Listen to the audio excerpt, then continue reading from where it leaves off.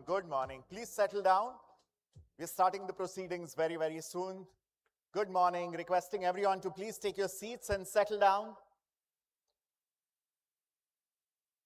To kickstart the first ever Economic Times AI Conclave and Awards 2025, we'll begin with lamplighting. And for that, I'm going to call out some names of our distinguished guests and teammates from Economic Times. Please come up on stage. Deepak Ajwani, Samidha Sharma, Puneet Kukreja. May I please invite Kirtiga Reddy and Gaurav Gupta up on stage for lamplighting, please. Please join us on stage.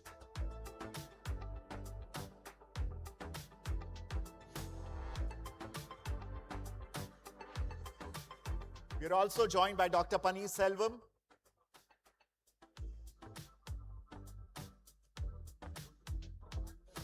Puneet Kukreja, can we please request you to join us on stage?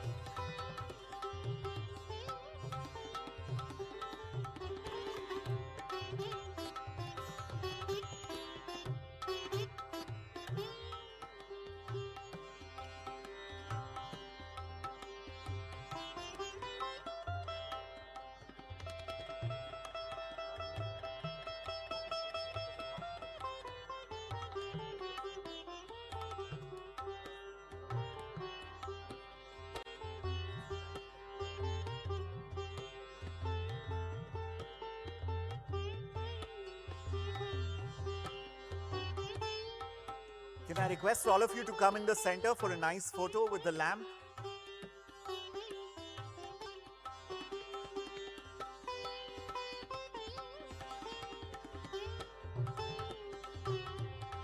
And may I request the audience for a big round of applause for the lamplighting of the first ever Economic Times AI Conclave and Awards 2025. Thank you so much, ladies and gentlemen. Please take your seats. We'll be calling you back on stage soon.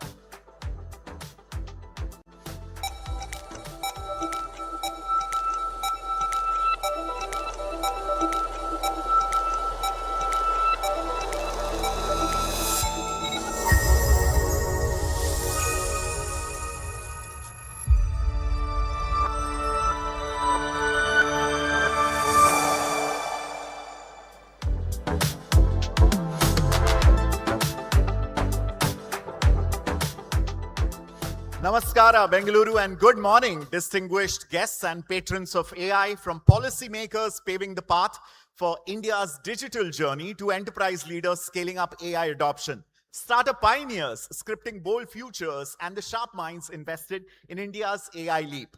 I'm Ankit, and everyone at Economic Times welcomes you all to Bengaluru, India's innovation capital, for the first ever Economic Times AI Conclave and Awards 2025, celebrating innovation and impact.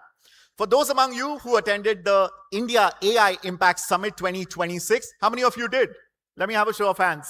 Most of us? Some of us? All right. Okay. This was a terrific flagship Government of India initiative and the first in the global south at this scale, held in New Delhi from Feb 16th to 20th, where the world's AI elite gathered alongside Indian veterans, young innovators, and entrepreneurs. This conclave and awards today is a build-up of the same fervor and momentum. I especially recall Union Minister Ashwini Vaishnav's Feb 17th announcement of scaling India's AI compute pool from 38,000 GPUs to 58,000 just within weeks at 65 rupees an hour under the 10,300 crore rupee initiative of the India AI Mission. On Feb 18th, our colleague Deepak Ajwani, editor of Economic Times Digital, moderated a session on democratizing AI resources. And when Dr. Vishal Sikka, jury chair of the ET AI Awards 2025, delivered a keynote, they addressed a very key question that loomed large. Can Sarvajan Hitaya, Sarvajan Sukhaya ensure AI accessibility for 1.4 billion Indians? Beyond abstract promises, this summit was also about charting a path towards implementation and measuring impact. It is this bold and pragmatic vision that carries forward in today's conclave here in Bengaluru, which is all about solving India's issues with sovereign AI, which speaks to India's unique realities and diversity, and to assess and outline the opportunities and challenges that India must rise up to make these promises this very decade its very own in the global AI leadership trajectory. It is this vision and spirit that have shaped the first edition of the ET AI Conclave and Awards 2025 with Ernst & Young as the knowledge partner. Now, today's day is divided in two sections, two parts, with the conclave spanning deep dive talks, presentations, discussions, fireside chats set to outline the trajectory of India's AI ambitions. And this will eventually flow into the evening, which will recognize measurable outcomes across startups, SMEs, and enterprises. The awards this evening will honor leadership driving innovation and change. The awards span four pillars: innovation and impact, functional excellence, leadership, and some special awards. The underlying idea here is to reward tangible shifts from faster discovery cycles to safer systems and scaled inclusion, evaluated through a rigorous three-stage process. Leading as jury chair is Dr. Vishal Sikka, founder and CEO of Beyond AI Systems Inc., whose expertise spans creating SAP's HANA platform to building human-centered enterprise AI. He's joined by Abhishek Singh, IAS, Additional Secretary at METI, and CEO of India AI Mission, driving public policy compute. Naveen Tiwari, co-founder and CEO of InMobi and Glance, founder of India's first unicorn.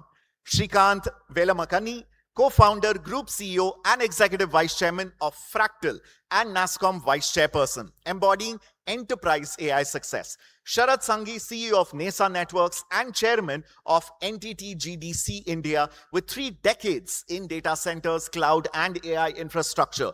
Darren Mori, VP Global Startups at Google Cloud, accelerating startups in AI worldwide. Prakalpa Shankar, co-founder of Atlan, pioneer data governance.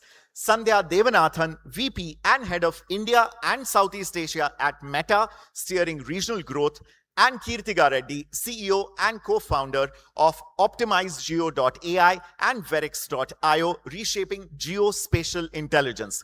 This collective spans policy, entrepreneurship, and global enterprise, and it brings unmatched rigor, fairness, and perspective to validate India's AI ecosystem. All right, now quick question. How many of you here are building or have deployed some AI tools, systems, frameworks in the Indic languages? Anyone? Can I have a show of hands?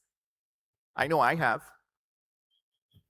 I'm literally vibe coding the best filter coffee finder in Bengaluru. Yes. All right. So that's basically the kind of frontier we hope to unpack today. Expect unfiltered insights, live demos, and celebrations, because in India's AI decade, you powered the surge. Before we move ahead, would like to extend my sincere gratitude to our partners, L&T Finance, our NBFC partner, Snowflake, our AI data cloud partner, EY as the evaluation partner, Indri as a celebration partner, Zoho as our technology partner, T-Hub as our ecosystem partner. This event is driven by BYD. We also appreciate our gifting partners, Vadam, Vari, Andaman, and Natch Snacks. Before we dive in, a quick heads up. You may have already noticed outside something at the ET stall and across the venue, teasers of the ET Future of Knowledge work. Sam Altman recently said, and I quote, "The amount of economic output one person can create is going to be dramatically up." That single line should keep every CEO and builder in this room very, very excited and thinking long term. So the Economic Times is launching a full stack intellectual property ecosystem, 7 interconnected product streams designed precisely for this inflection point. More details with Team ET and at the ET stall. Keep your eyes open. This one's curated definitely for you. So without further ado, please welcome Deepak Ajmani, editor of the Economic Times Digital, for the opening note. India's decade beyond the hype. Over to you, Deepak.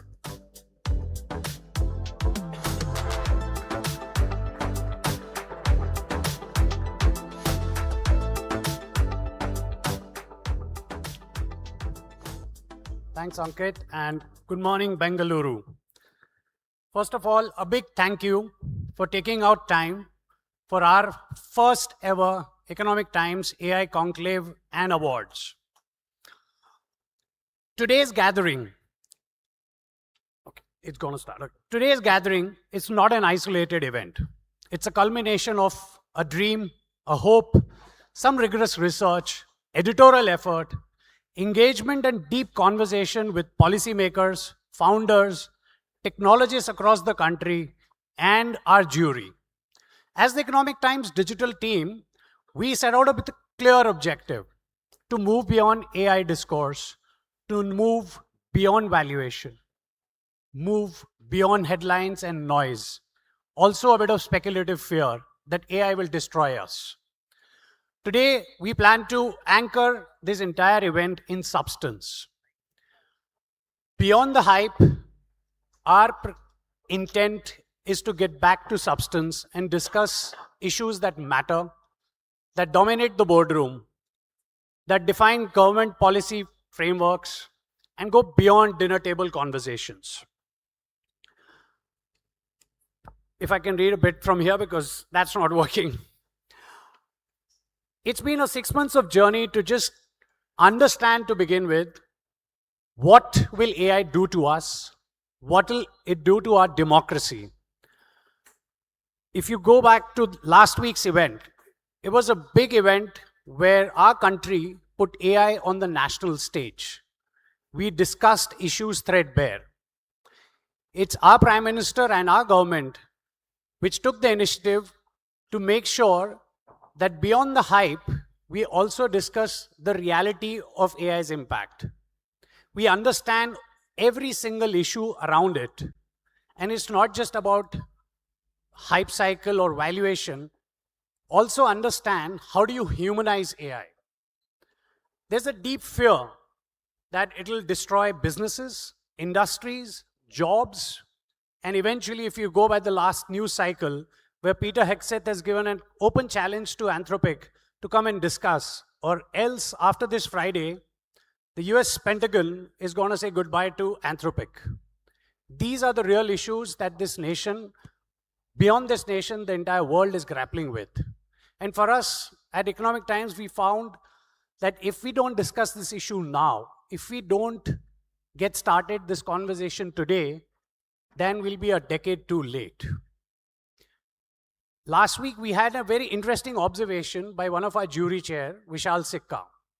He was one, if I can call him a Nostradamus, because he's the one who first wanted to invest in OpenAI and opened up his wallet. He also tried to convince Infosys to partake some of their funds and invest in AI. And when we had a discussion with him, he clearly said, when I asked him, will AI destroy jobs, businesses, and industry? His answer was one simple line. I see the glass half full. Look at not what it can destroy. Look at its compute capacity and see what it can build. There are innumerable problems which the human brain cannot compute at the speed at which the GPUs can. And to him, it was the bundle of opportunities that AI opens up. The endless opportunities that we can use to our advantage with a bit of human touch. And that literally caught us on, and we decided that we don't need to look at the glass half.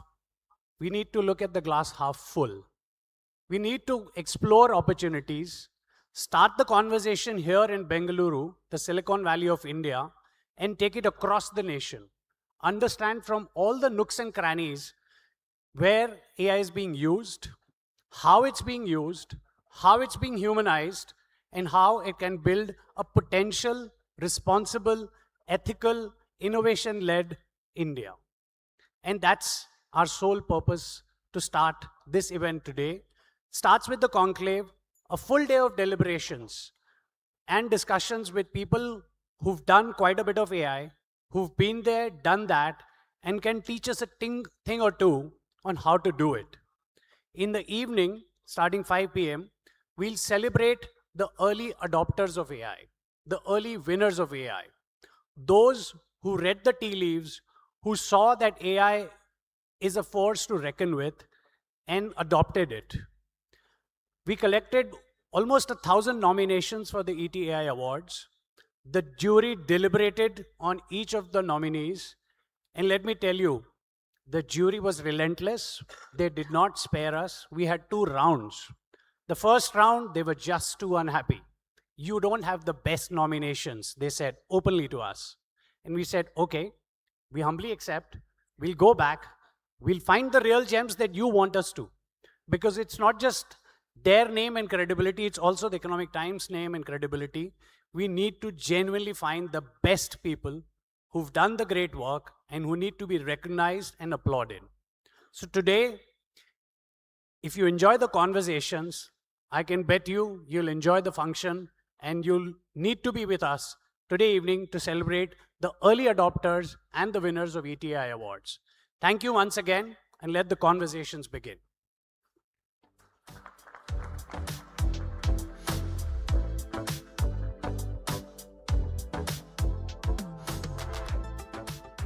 That was a powerful framing from Deepak, cutting through the noise to bring the focus on the real stakes of India's AI decade. Now, a special address to sharpen our lens on policy and progress. Please put your hands together to welcome Additional Secretary at Government of Karnataka, Mr. Gaurav Gupta.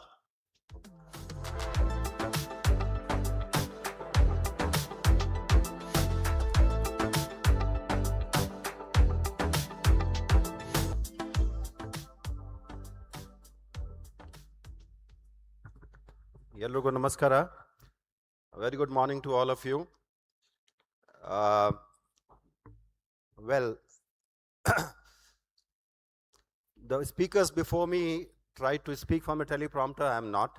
So, but also let me also acknowledge that I am in the government. The government is necessary for a lot of facilitation and support, and that's what I'm going to talk about. We are all aware about the kind of monumental changes, momentous changes that AI can bring about. I'm sure that all of you are into it. You are causing the change, you are making the change, and I'm sure that all of you deserve to be recognized. And let me start with saying that hats off to Economic Times for making this AI summit and the conclave, and also the AI awards that you are going to start very shortly. I'm told that this is the first edition of that, and that's being done in Namma Bengaluru. We are all very proud of it, and we look forward to very, very creative deliberations in the day to come. Now, having said this, let me just mention that I am Additional Chief Secretary in the state. I look after water and energy, power, and both of them are very, very critical for the data centers that are going to come up for artificial intelligence. And so therefore, we have been working with all the concerned ministries to ensure that new data centers come up to address the needs.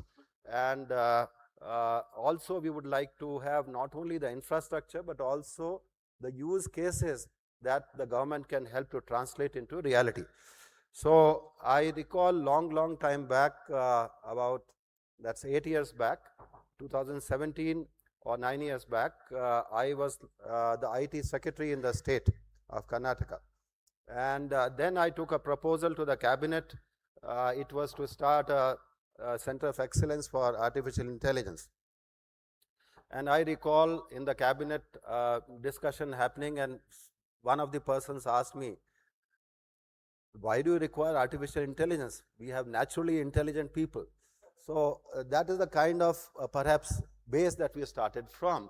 But now I think everybody understands artificial intelligence has progressed far more. It touches everybody's lives.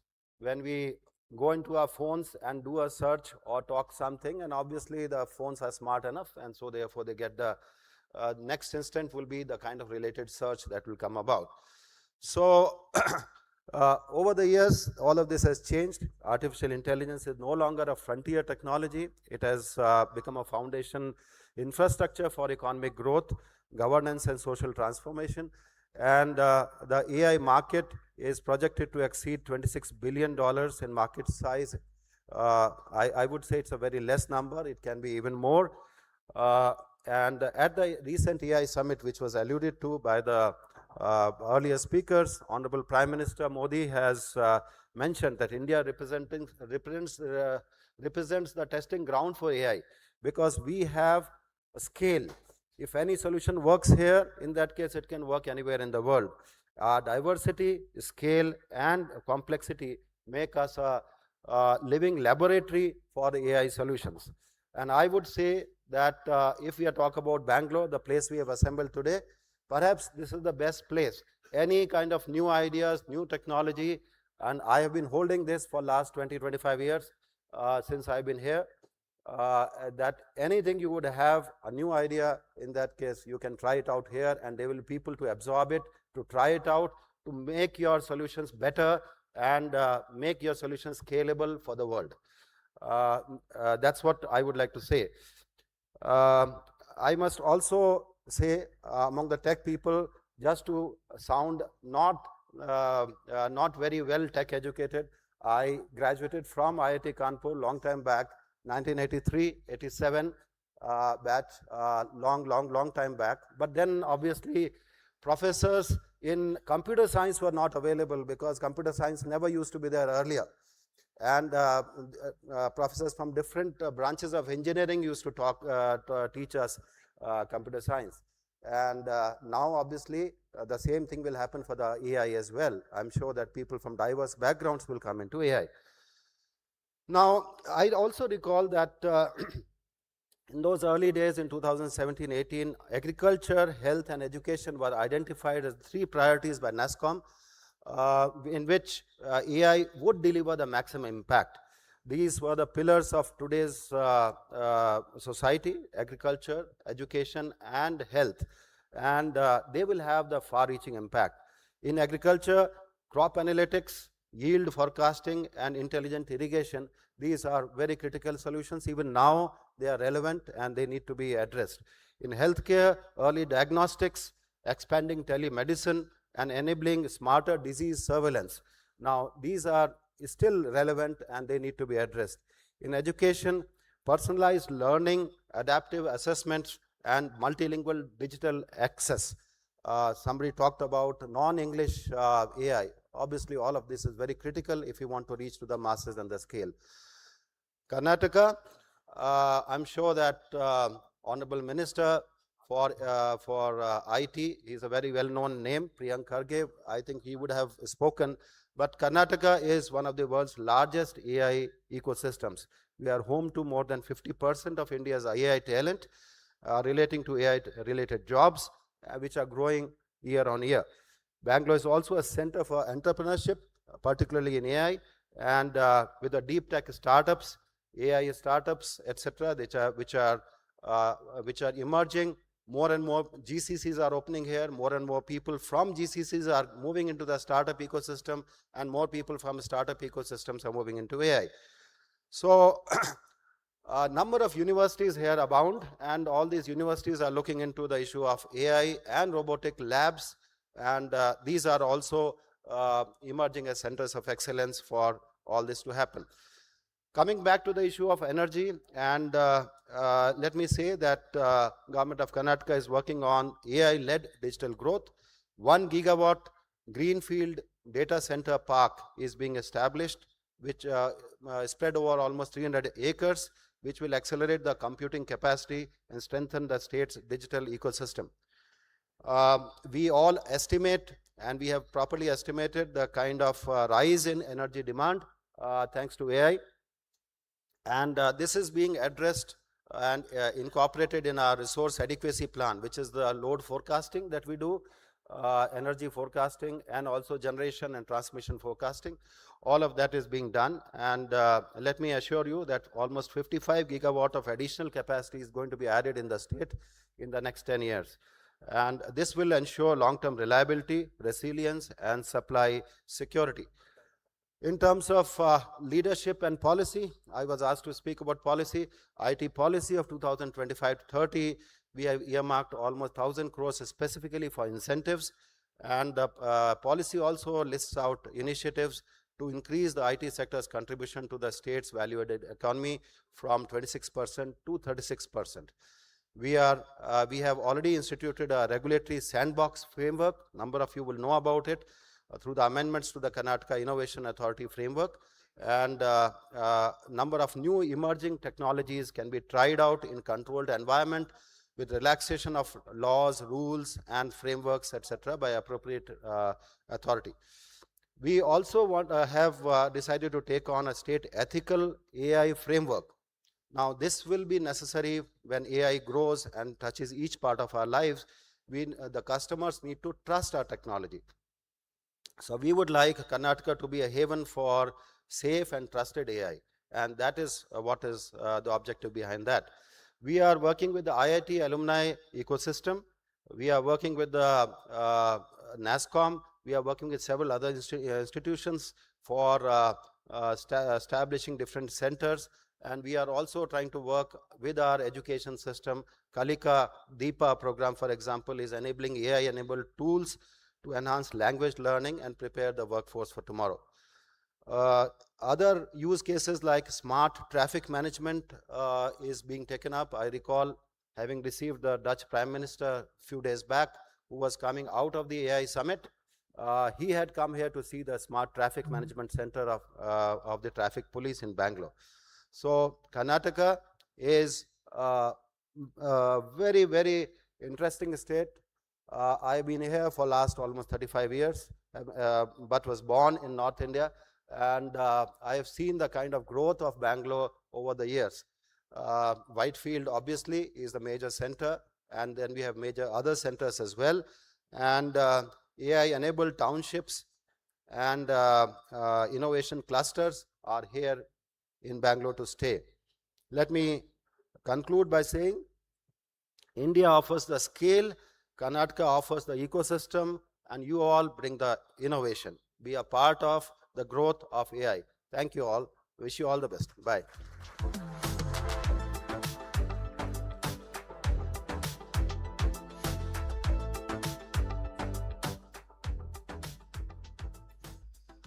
Mr. Gupta's insights on policy navigation set a timely stage for building sovereign ecosystems.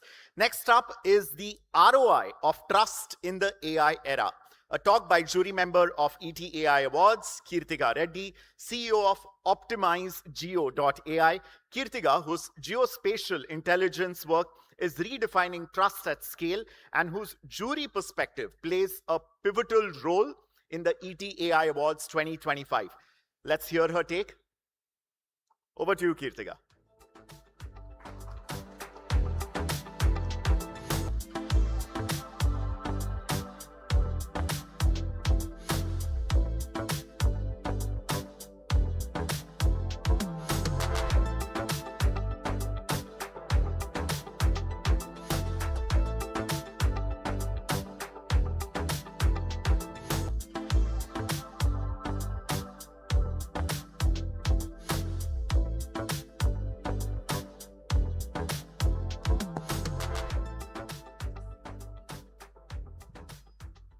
Thank you. You know, this past year, I did something that I'd never done before. I went to a Vipassana type process back in California, where I stay, and it was actually called the Hoffman process. And in this program, you check in your phone at the start of an 11-day program, and you get it back at the end of 11 days without a phone. Let me get a quick show of hands. How many of you have stayed without your phone for 11 days, since you remember? Yeah, okay. Like a few of you. Okay, maybe 5 days more? Okay, all right. So, you know, the TLDR, one of the TLDRs of that event was that everything about each one of us here as adults is defined by your childhood. The theory that you've likely heard of is that, you know, we all grow up saying, I'm never going to be like my parents and never do this or that. And then as we grow as adults, surely, yeah, you start adopting behaviors exactly like your parent, or on the other side, you can rebel against it. Well, it turns out that attitudes towards trust are also defined by your childhood. And in my case, I am one of those trust safety mode on settings. I trust people inherently. I trust that they'll do what they say they'll do, and they'll do it with the right spirit. And that attitude to trust also transcends to technology for me.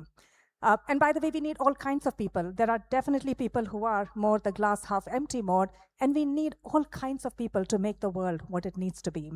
So in my case, from my perspective to technology, it's not about being an optimist.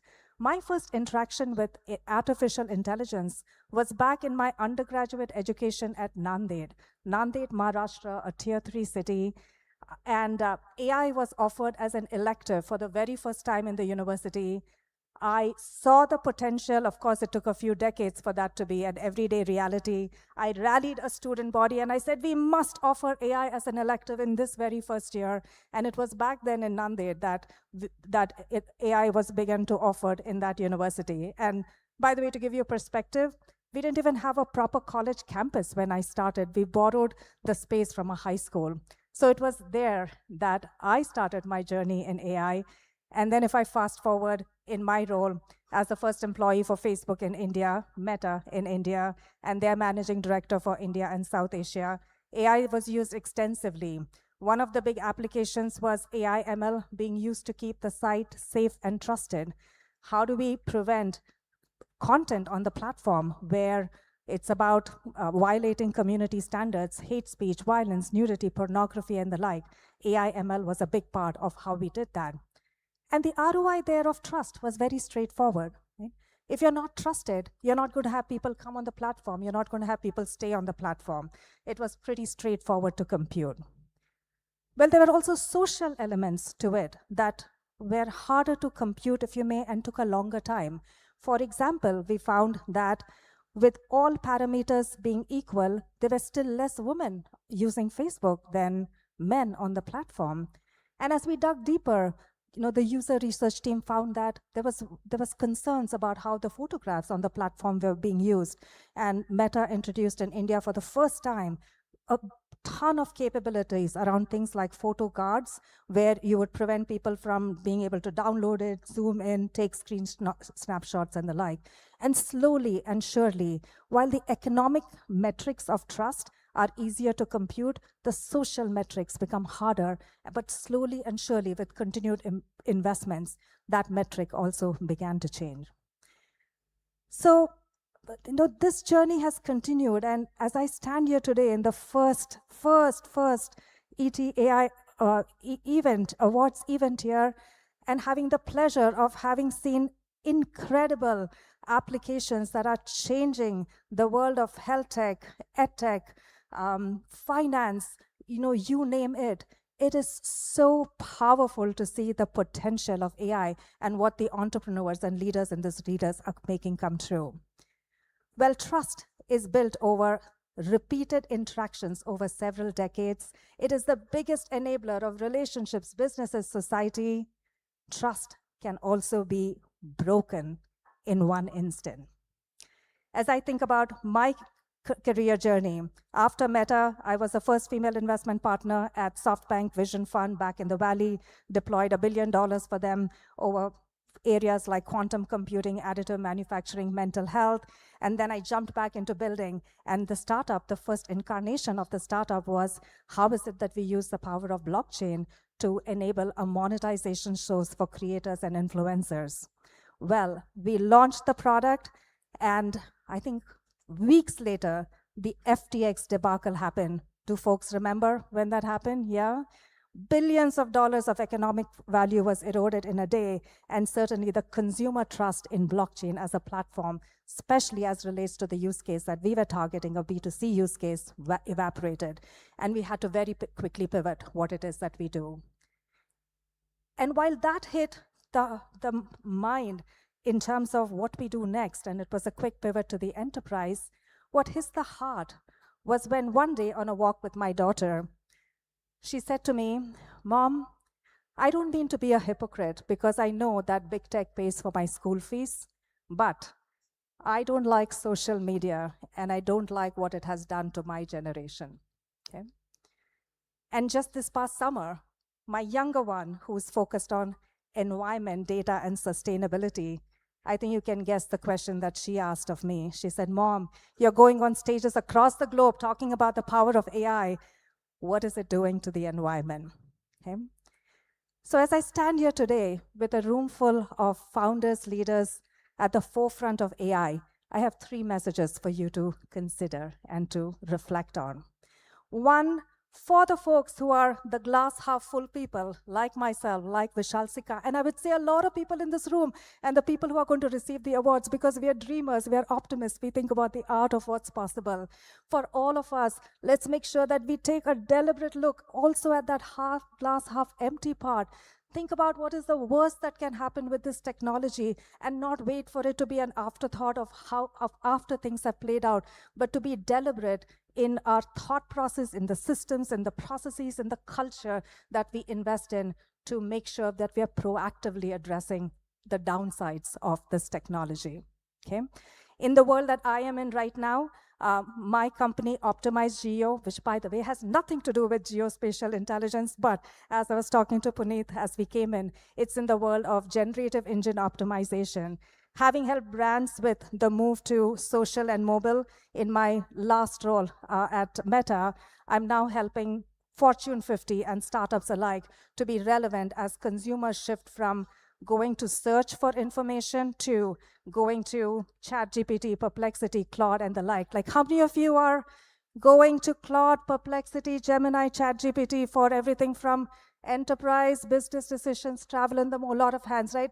So the stats are that over 80% of both B2C decisions and B2B decisions are being influenced by AI search. So we have a platform that helps companies, brands, products analyze what are users asking for in LLM search, and how is it that they optimize their presence so that they're trusted and chosen and in a way that drives brand and business metrics. And I think a lot about the user side of this, because if you don't have complete information on the user side, you're making suboptimal decision, and that's the social impact that I think deeply about. And I think deeply about how can we make our technology accessible, not just to the large companies, but also to the local dentist who actually came up to our self-serve platform and signed up because he or she wanted to make sure that they appeared when someone went and said, "Who's the dentist that I can go to in my neighborhood for this procedure," right? So that's something that I think a lot about. I think a lot about with the AI Kiran initiative that we have with the government of India and a deep partnership with METI as well, especially including around the India AI Summit. And we have Lakshmi Praturi in the audience somewhere who runs In Global Foundation. And together we're focused on enabling 1 million women, youth, differently abled senior citizens in the world of AI, so that while we stand here with the gender equity gap being 130 years to close, according to World Economic Forum, and all longevity innovations aside, none of us are likely going to live to see that gap close. Can we do everything that we can to make sure that we don't have a similar gap on the AI side? And again, it is so important that we start early, because this is happening faster, bigger than any one of us know it. So for all of the optimists in this room, deliberately think about the not just the economic impact, the social impact, the downsides, and invest in addressing it. Okay? Now, for the naysayers in the world and in this room, we need you as well. We need you at all aspects. We need you in policy, government, industry, in society, not at bystanders, but jumping in to shape the technology in the way that you want it to be seen, and also to make sure that you don't throw the baby out of the bathwater as you ignore the glass half full part of things as you think about the promise of what's possible. And for all of us here, it's an invitation and a message for us to think in decades. Think about the social and the economic ROI of trust of AI, and think about what is it that we want the next generation to say to us when we go on a walk, and think about what you, just at an individual, deep down human level, want to reflect on as the impact that you have made with technology. May we all have many digital detox moments along the way. May we always remember the human values of kindness and empathy, and may we harness the power and potential and deliver unprecedented ROI, both on the economic front and the social front, using the power of AI. Congratulations, ET, for this landmark event. Congratulations to all the nominees, and I cannot wait to meet the award winners this evening. Thank you. And I think Lena said we want to take questions, so I'm happy to take a couple of questions. But again, thank you once again. And I think we should give a huge round of applause for all of the nominees and those that we're going to see this afternoon. So this applause is for all of the entrepreneurs. And with that, ready for questions. There is a question on table. All right. His hand went up first, so we'll go there and then we'll come to you. And while the light is on, Lakshmi, are you here in the room so that people see her? So she's back there. Please stand up. She is the founder of Inc. Global Foundation and my partner in running the AI Kiran initiative along with Neha. All right, question. Yeah, so my question is regarding how do you think the AI is going to affect the crime across the globe? Like, is it going to reduce, or what is AI going to do for? how is AI going to help to reduce the crime across the globe? Crime prevention. It could be in different terms, like various terms. Crime could be in various possibilities. Financial fraud, or be it in the case of the exploitation of various people on social media, or be it on the physical front or on the roads, and how is the AI going to Yeah, help? no. Or It's a great question. And as this technology goes, we are seeing both sides of it, right? We are seeing the rise of crime because of technology, like including with things like what's happening with deep fakes and the like, phishing attempts increasing, right? I'm a huge believer also in, technology for good, and that very technology can actually also be used to solve crime. And this has been, across decades, and AI, of course, becomes a tipping point, including things like what's happening with DNA identification and us being able to solve crimes that happened decades ago, right? That's just one example that comes to mind. And as surveillance becomes better, and as, cybersecurity has to always keep in front of all of the bad actors in the system. So I definitely see both sides happening. And for all of those who are at the forefront of fraud prevention, detection, more power to you. And we need you to really raise faster, harder, bigger, bolder. All right, a question at the back. Sorry, he did have his hand up. And by the way, you should, again, he is building 3 ECO. I just met him as I came in. EV in India, now investing in the US-India corridor and building the India-Japan corridor. So again, let's hear him for all the work that he's doing in the EV space. Yeah, thank you so much, Kritika. I've been following you, and as you rightly said, I took a lot of time to introduce this new tech in India, which is EV and the last mile mobility. And I've seen the challenges of new tech. One of the questions that I have in terms of AI, actually there are 2, is who in the board will manage the AI or take accountability for AI? And I want to see your views on that. Yep. And the second is, what are the kind of metrics when it comes to trust ROI of the trust? What are the metrics? What are the, a few metrics on that?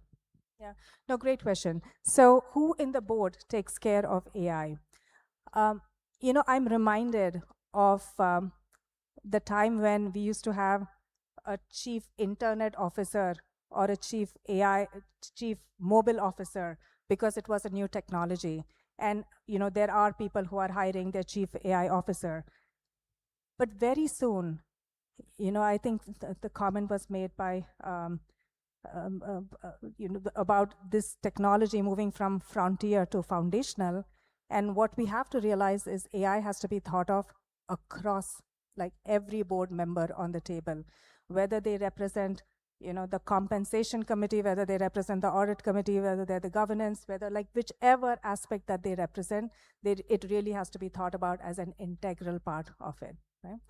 And when we think about the ROI of trust, right, a lot of people are measuring ROI of trust based on, let me take Meta, right? If people trust it, will more people join the platform? Will more people stay for a longer time on the platform? And of course, what does that then do in terms of a monetization capability, right? So that is one aspect of trust. Like in the EV space, it could be how many people trust the Waymo? How many of you have gone to this and driven in a driverless car, right? So a few of you, right? How many people, so there's that trust. How many people trust that technology enough to sit? And I went into a Waymo, I don't know whether I will still get on a plane that is a driver, So what is the user adoption of it? And what is it that leads to in terms of economic value is a pretty straightforward common metric of the ROI of trust. And what I would encourage all of us to do is also think about the societal value of trust, right? When there are questions about what's happening of AI and the cognitive ability of people, right? We need to understand that and study that. By the way, I will also share this with you. There's a lot of talk about how, AI will not replace jobs, but people who use AI will replace jobs of people who don't use AI. I want to add a third thing to that one, okay? People who use AI but don't double check your work, guys and gals, if you're in that category, you are the first to go. And I cannot tell you how many times I see this happening where I just get something that truly does not make sense, but that's done by AI, right? So those are the aspects that we need to think about in terms of the societal impact of the ROI of trust and have a more deliberate, focused effort, and also make sure we're funding those efforts, things like inclusive AI and the like. Okay, we're going to take, time's up. I think we're going to take one more question. There's one, and I would like a question from a diverse angle as well. So I'm sure there is at least one woman in here who has a question, and there's a question here. So we'll take that one and we'll take her question. And then I'm so sorry. I know time is up. I know there are so many hands up, but I'll be back for the awards evening. If any one of you is there, you can catch me then as well. I'm so sorry. Hello. Thanks for such a motivating speeches. We are basically developing an engine which basically works with the startups gap analysis and how basically a startup should be bridge that gap to be sustainable in this particular ecosystems. That's a different part. But while developing this particular platform, we realize there is a biasness in the systems or the data what it derives from the LLM or the SLM. Now, if you see last 10 years, and the people who are into the IT systems are having a cognitive, interactions with the system for last possibly 30 years, there is a biasness in the geopolitical situations or the decisions how has been made. Now, while developing our output from a LLM, we found it's a bit challenging. How you feel that the cognitive functions of the AI is going to handle this over the time, geopolitical decisions, biasness in the systems, how it is going to be handled? This is such an important question, and it impacts, again, how loan decisions are being based in AI and what is the decisions that's feeding into it, because AI has now the tendency to then accelerate the biases that exist in human systems, and it applies across the example that you spoke about. As I said, financial decisions, education decisions, there's now AI systems that's judging how good you are and whether your resume is going to go to the next step or not. There are agents that are going to make decisions for you. This is going to apply to every dimension and every industry, including the geopolitical aspect. And it really behooves us, this is again the glass half empty part, to actually identify that and make sure that we're building the right data sets. So, and I'll give you again like a very small example on the AI Kiran side. When we asked ChatGPT at the start of AI Kiran, tell us about 100 women in AI in India, it would give you 10 people and it would say, I can't find others. And we had to go, really search for it. And when with AI Kiran today, we have a community of 35,000 named women who are leading AI in the country and across the globe.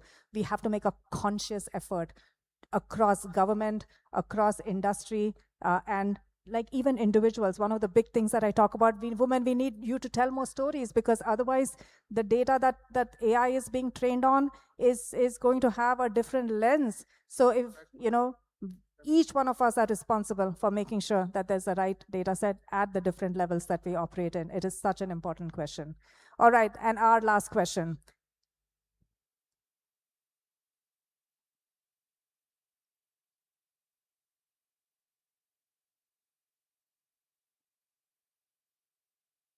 In terms of sustainable growth, what do you see as a ROI for AI adoption? Is it kind of like a sine wave would be a sustainable growth, or it's kind of like steady state of positive trend? So what do you see? AI is compressing timelines, and like how, right? This is a tsunami in the making at level in terms of the pace at which it is happening. And so it behooves all of us to be out there, to be leaning in into learning. And I'll be, even as a technologist, the pace of change can be overwhelming, but it behooves us to make the time to learn and think about our do time versus think time versus learn time. This is a time to really step in into learning and know that the changes are bigger, faster, bolder. What happens in 100 years can happen in 5 years, and that is the world that we need to be prepared for and the world that we need to lead. And you will see some of the examples of entrepreneurs who are actually making that a reality. All right, with that, thank you very much. And congratulations again, ET. Congratulations to ENY, the knowledge partner. It was a pleasure to get to know the nominees, and I'm excited again about the awards even. Thank you.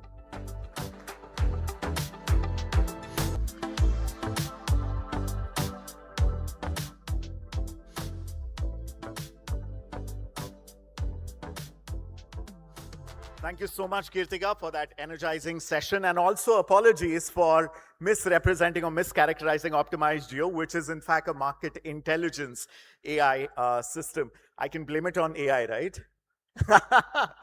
All right. Okay, so next up is, of course, a talk on AI-first engineering beyond traditional DevOps from Rahul Chari, founder and CTO of PhonePe. Rahul, the reclusive engineering genius that he is, behind PhonePe's legendary scale, rarely steps into the spotlight, but today we are delighted that he's going to share his valuable insights into rewriting engineering playbooks for hyper-scale demands. Over to you, Rahul.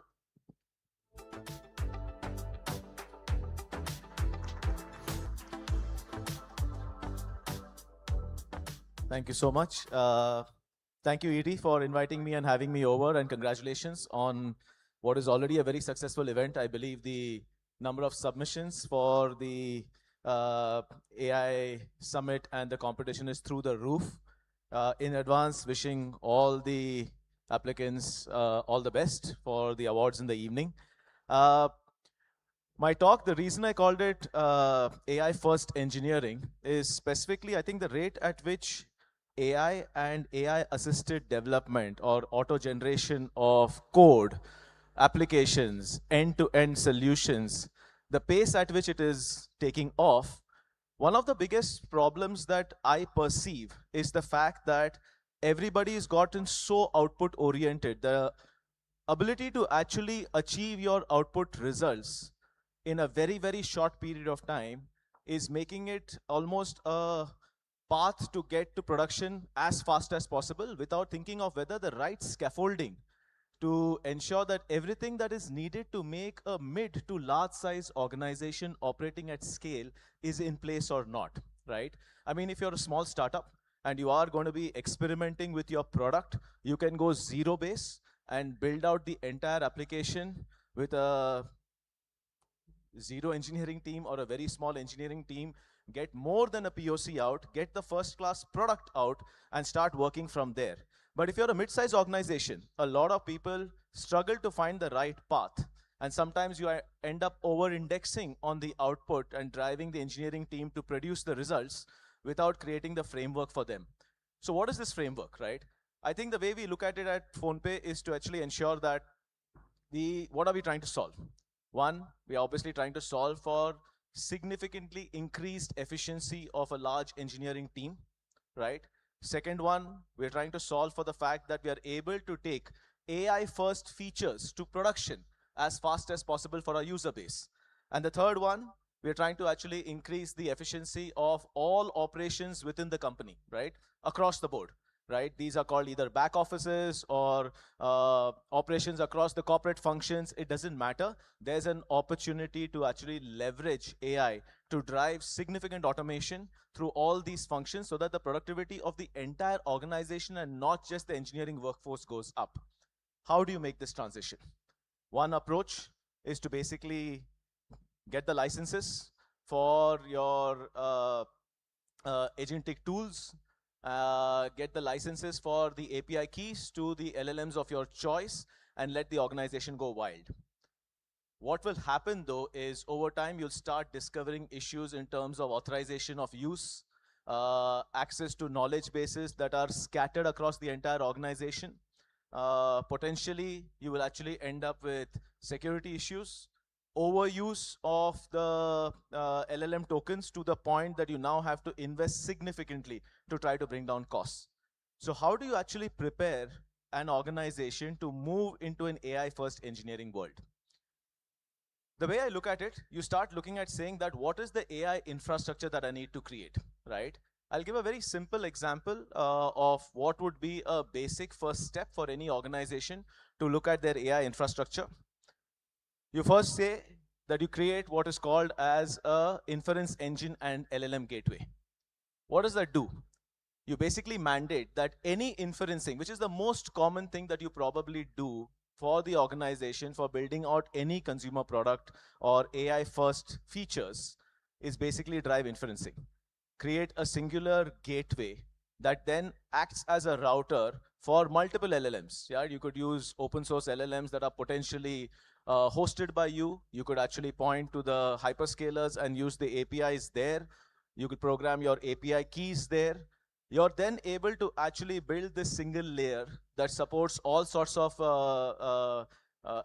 inferencing requests, regular request responses, scheduled, batch, and then underneath, you actually support authorization, create the OAuth model within the company for all your systemic accesses to the inference engine, create quotas, right? So you can actually establish quotas that will be there. So it will also have a quota engine with a rate limiter. You'll be able to create policies that say that either for certain types of workflows, for example, if it's a batch, and you're running a batch and you don't necessarily have the pressure of delivering low latency responses on the inferencing, you probably don't want to use a model that is actually significantly more expensive because it's much faster. So you'll be able to apply those policies. So to have something like a inferencing gateway and an LLM gateway, before you start unlocking entire value that is across an engineering workforce of 50, 100 engineers, makes a lot of sense. Right? You'll also be able to actually put, for a company like us, compliance controls, right? We have AI itself centrally on the gateway, monitoring the data that is going through, looking at any patterns that we believe we should not be sharing for whatever reason, right? It could be for a data localization, regulatory requirement, or anything else, and potentially failing those requests. Applying such controls, applying rate limiting, and then unlocking the value, having cost control, I think is the right approach. Similarly, another thing that you can actually build is a vector database or a vector data store with namespacing. What will that do? That will actually ensure that you're able to create knowledge bases across the organization, centralized for any sort of RAG application that is based on pattern matching, which is again a very, very common workflow. And on top of that, build a simple marketplace or an open source marketplace of agents, right? What will that do? We are able to now create so many agents for all the workflows within the company. You don't want it to be one, a scattered set of agents that are running on production. Two, you want to be able to have the highest level of reuse even on those agents itself. So creating an agent marketplace, creating tools for that agent marketplace that connects to all your communication platforms. Maybe it's Slack, email, your Confluence, your documentation set, giving it access to a knowledge base, and then creating a simple workflow model for a drag and drop for any non-tech or operations team to create their workflows would be a great starting point as a agent hub. So what we have then is an entire platform that consists of an agent hub. It consists of an inferencing engine. It consists of a vector database. And this combined would be a great starting point as just a scaffolding to unlock AI. Because what are the LLMs that you're using? What are the assists that you're using? What are the frameworks that you're using for development will keep changing. At the pace that we are going, what is great today, tomorrow something other will come out. But this scaffolding will not change because it provides the right amount of controls for you to actually unlock value. The other part from an engineering perspective is the zero-based problem versus the mature code problem. There are projects that are completely zero-based that can take off with Claude code and significant amount of prompt engineering with very limited amount of interactions of an engineer in path. But there's a significant amount of code, maybe thousands or lakhs of lines of code that already exist. In such a SDLC environment, how do you actually bring in the right engineering practices? Obviously, code assist and code generation is one aspect that is well explored. The greatest efficiency actually comes from looking at your SDLC path and seeing in the existing pipeline, what are the opportunities for driving higher efficiency, right? Testing is a classic example. You want to be able to actually completely automate testing, create plugins for whichever is the IDE of your choice to do actually UT generation in line to code generation for 100% UT coverage, right? Merge requests, very common problem in any SDLC.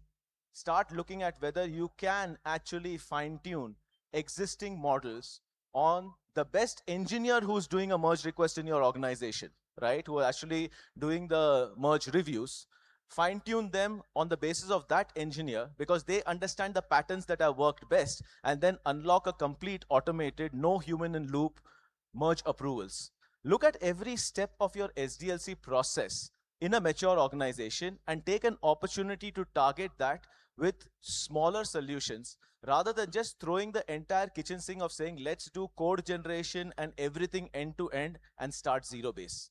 Because what that will do is it will retain what I call as the knowledge store, the human knowledge store, while also enabling them significantly. My worry always remains is that while we've got the velocity and we've got the ability to move really fast, 99% of the time everything works really well. The 1% of the time that you actually start having production issues, if you're gone completely zero base and removed engineers from the path, the ability to actually react with a mean time to recovery being low enough that you don't cause significant damage to your business or your consumers is something that you always have to think about. So taking a view of your existing SDLC process and acting as a very strong enabler, starting with a human in path, reducing the time, and then taking the human out of the loop, I think is the right approach. So all in all, request is move fast, lean in completely into AI, absorb all the tool sets, but look at two things. One, what is the scaffolding you want to actually build as an organization before you actually unleash AI across the entire team? And two, try to actually first take a view of not necessarily going zero base on existing code, but taking a view of increasing efficiency on every path of the SDLC process, and then taking the paths towards complete automation.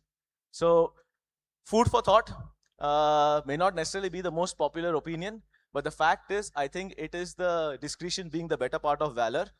We all agree that the world is changing. AI is here to stay. There is no question. It has immense, immense potential. but trying to actually use it the right way versus using it the fastest way immediately is the only request that I have. Thank you. That's all I had.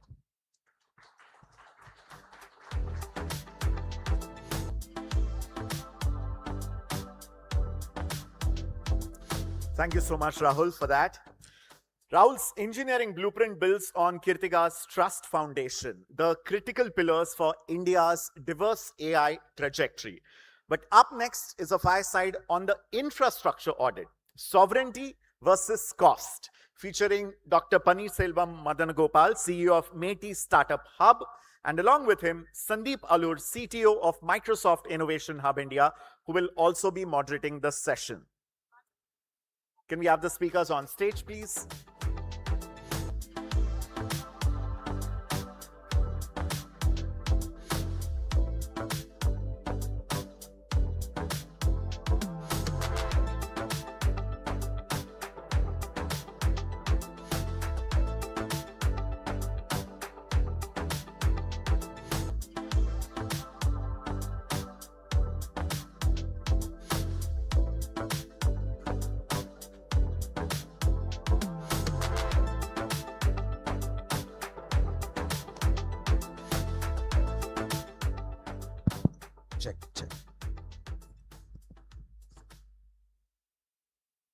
Check. Check. Awesome.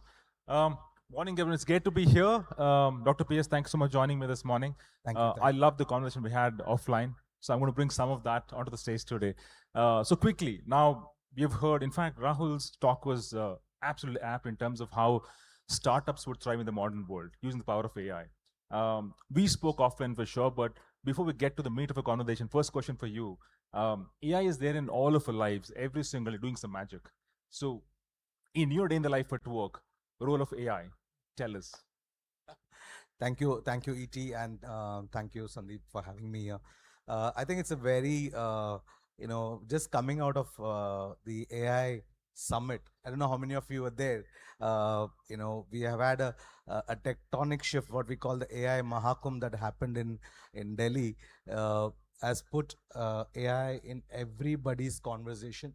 Right. And invariably in everybody's thought process, how it's going to impact us. It definitely impacts us, me in my workflow at 3 levels. One, as a CEO of Meti Startup Mission, I'm responsible for almost the entire deep tech ecosystem in terms of supporting these startups. So day in and day out, our endeavor is to ensure how can we facilitate and build a very strong deep tech startup ecosystem. So we are constantly in touch with them.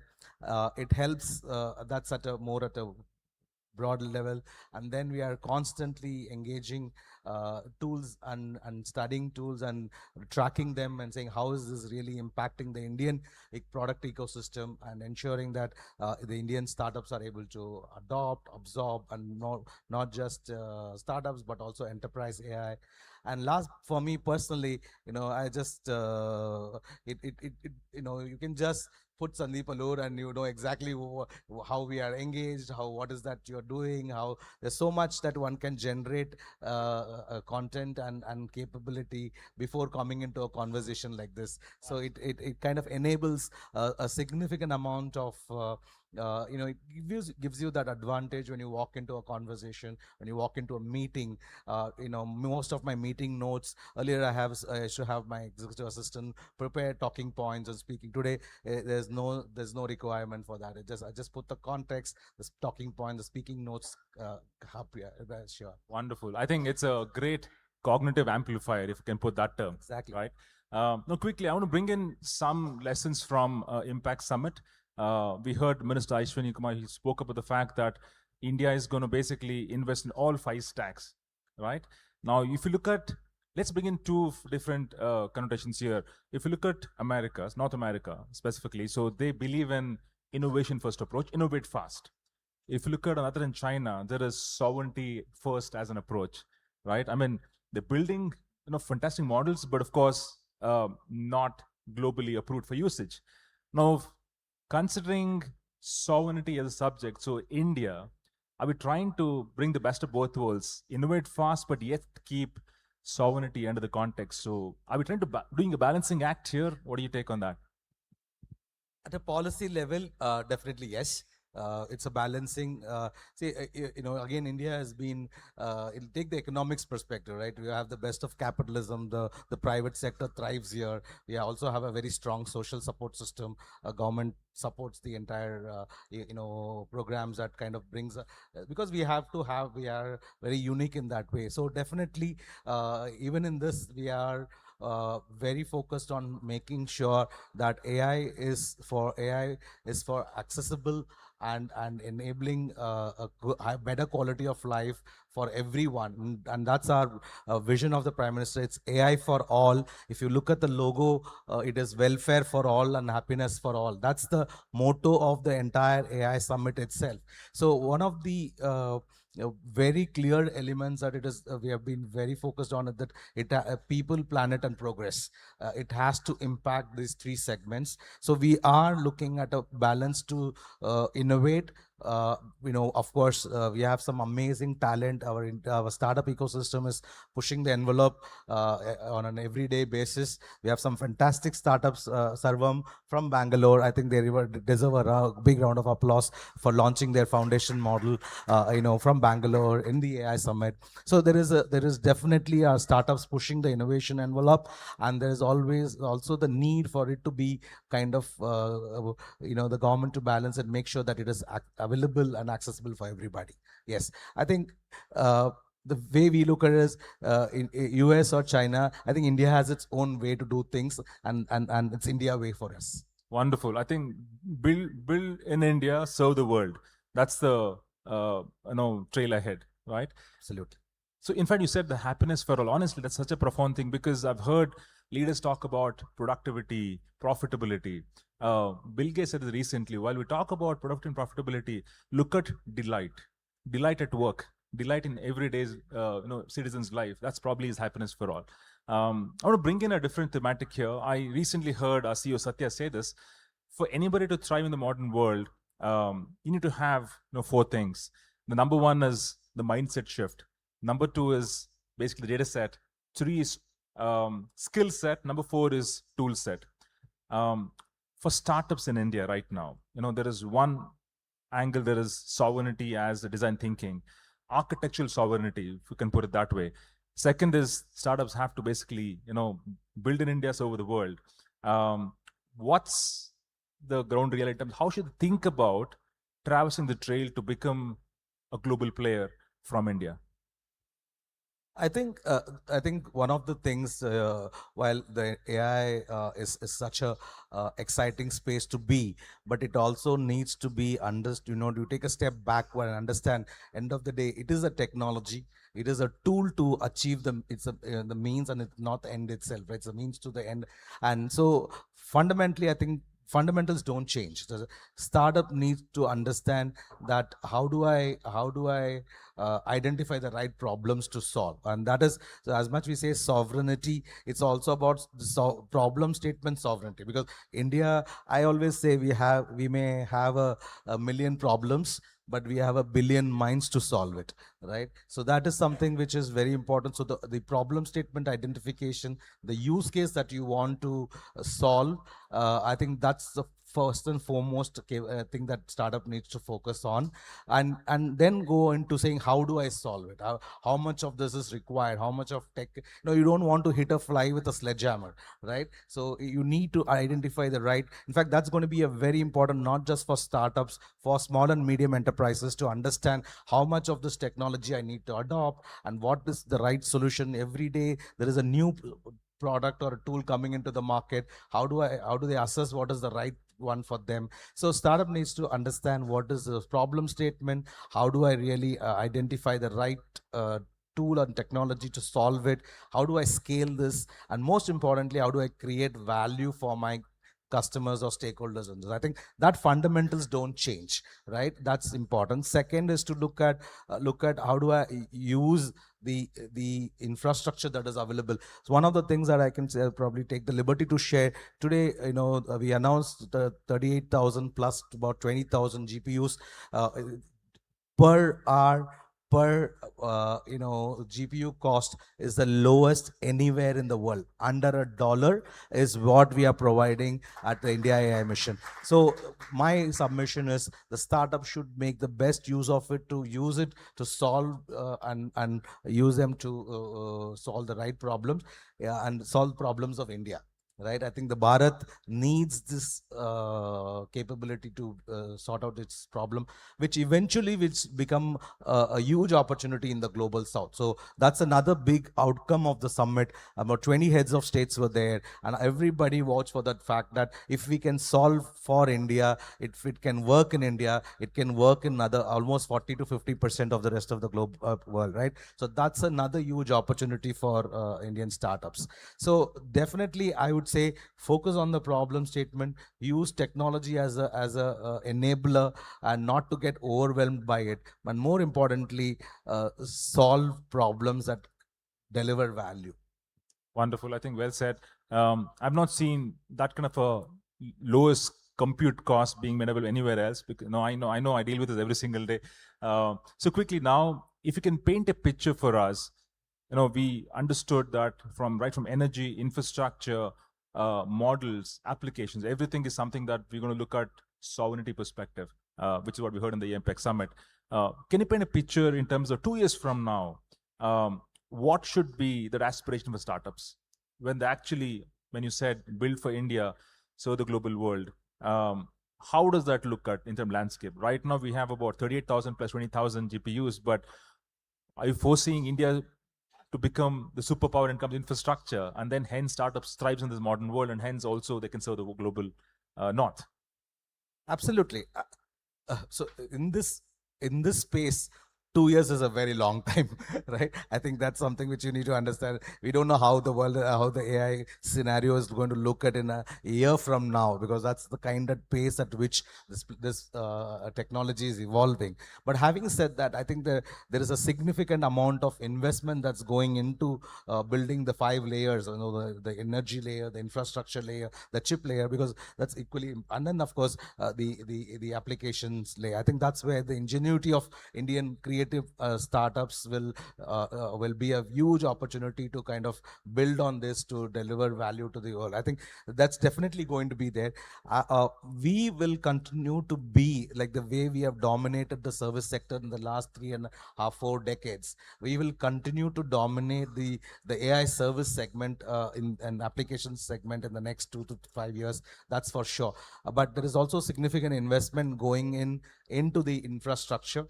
The data center part, because all this needs compute capability, and we need to build the kind of volume of data management.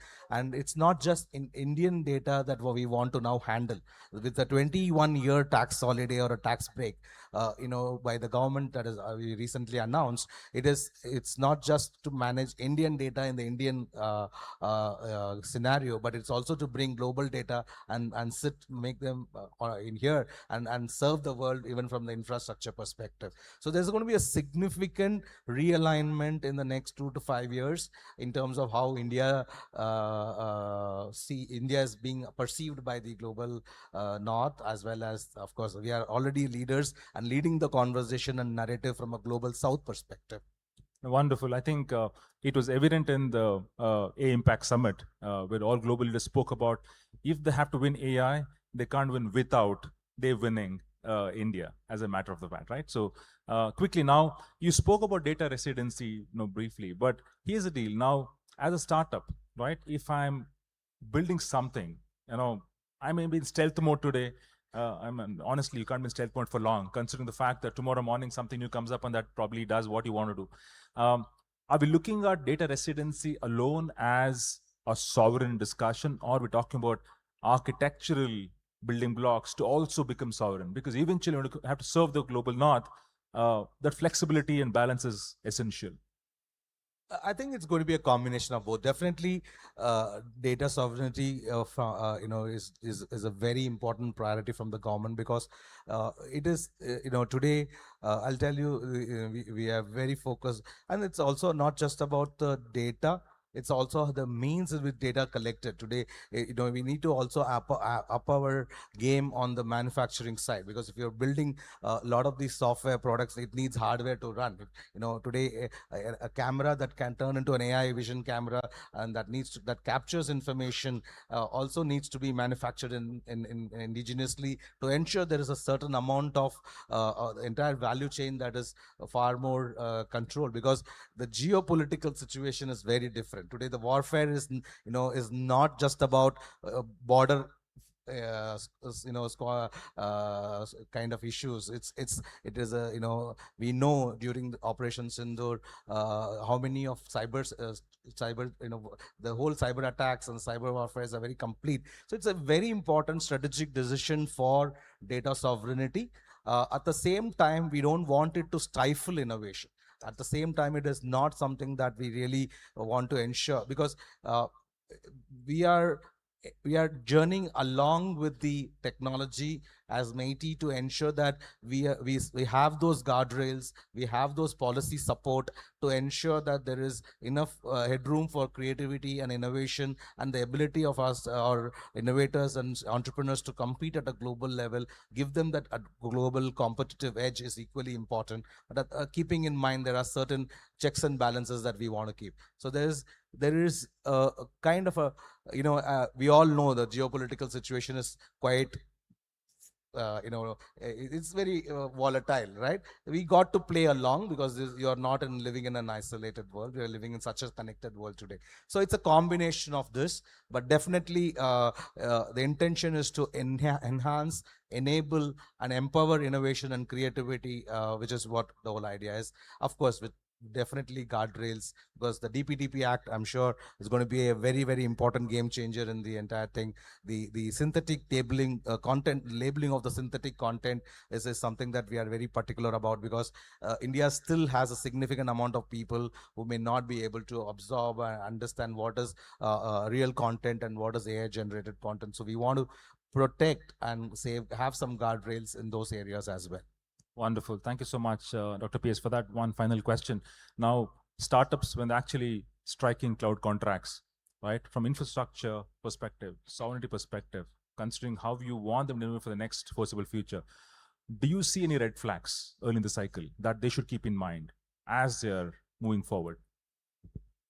Well, I don't see any red flags as such, but what is important is that so one of the things I'm part of the National Startup Advisory Council. I extensive last 10 years I've been in this ecosystem. I think one thing we have been with 200,000 startups today registered with DPIIT, we have definitely built a width, right? It is now time to build depth, right? Because we need to have fundamentally strong companies with very strong technology solutions that are coming out of India. I think Sarvam, Gnani and Bharatjan are green shoots in that area, which is very important. But again, they are working on the Indian context of linguistic capabilities, but we need to now still up the ante and say, hey, how do I really come up with some real game-changing core technology that will deliver value to the at a global level? Because whether we like it or not, the benchmark is now global standards, right? There is no way we can operate in the AI ecosystem in an isolated context. So you already, this is again, I was mentioning in our offline chat, this is one technology where if you look at the cloud server, client server era, or you look at the cloud era, the enterprise adoption was much faster, and then came to the individual adoption. It's actually the reverse here. 1 billion plus users on their phone, the diffusion of the technology on mobile is phenomenal, and the ability, and then it's the enterprises are now figuring out how and when and how much to adopt and how to change. So it's a very different transformation that is happening here. So it's important for our startups to understand this trend and pay very close attention to this transformation, and most importantly, build very, very fundamentally strong, technologically advanced, research-based A lot of investment is required. We are here to support from the government perspective. There's no dearth of money and care and support. But the truth is you have to come up with some very fundamentally strong products. Wonderful. I think need of that is the depth. That's what will drive us forward. In fact, to end the conversation, I asked LLM Council this morning, right? LLM Council is, as you know, it's an open source initiative. Open source code, anybody can run that. Andrich Karpathy, he's a renowned technologist. He did that. I asked in terms of how should India look at addressing sovereignty? Should we bring in best of North and best of China into the equation? His response was, India's best foot forward is to treat AI sovereignty as strategic autonomy rather than autarky, by securing the bottom of the stack energy infrastructure and top data and applications. India can allow the middle, which is compute and models, to remain globally integrated, right? And this ensures India is a vital node in the global ecosystem rather than a walled garden, because we don't want models to be hitting the market every second day but not globally relevant. Awesome. On that note, Dr. PS, thank you so much. Anything last thoughts from your end? I think one last thought I want to share. I think there's a great amount of excitement, phenomenal opportunity, but it also needs to be backed with, I think, a continuum of skilling, transforming that skills into possible use cases and solution and create commercial value out of this. That is where sustainable growth of startups or enterprise AI is going to be, and that's fundamental. A lot of time people ask what is going to change. It's also important to understand what does not change, right? So that's where I think skilling is extremely critical. There's a huge opportunity space. Again, we have to go depth. There's surface level is not going to help. We need to go in terms of depth of skilling, transforming that into solutions, and then of course creating value. Thank you for having me. Wonderful. In fact, on the note of skilling, people say you're upskill these days, but I think the best foot forward is learn how to learn in the first place, right, in the current times, right? Absolutely. Awesome. On that note, thank you so much, Dr. PS. Thank you so much. Pleasure hosting you. Just on time, sir. Absolutely. Yeah, just on time. Thank you.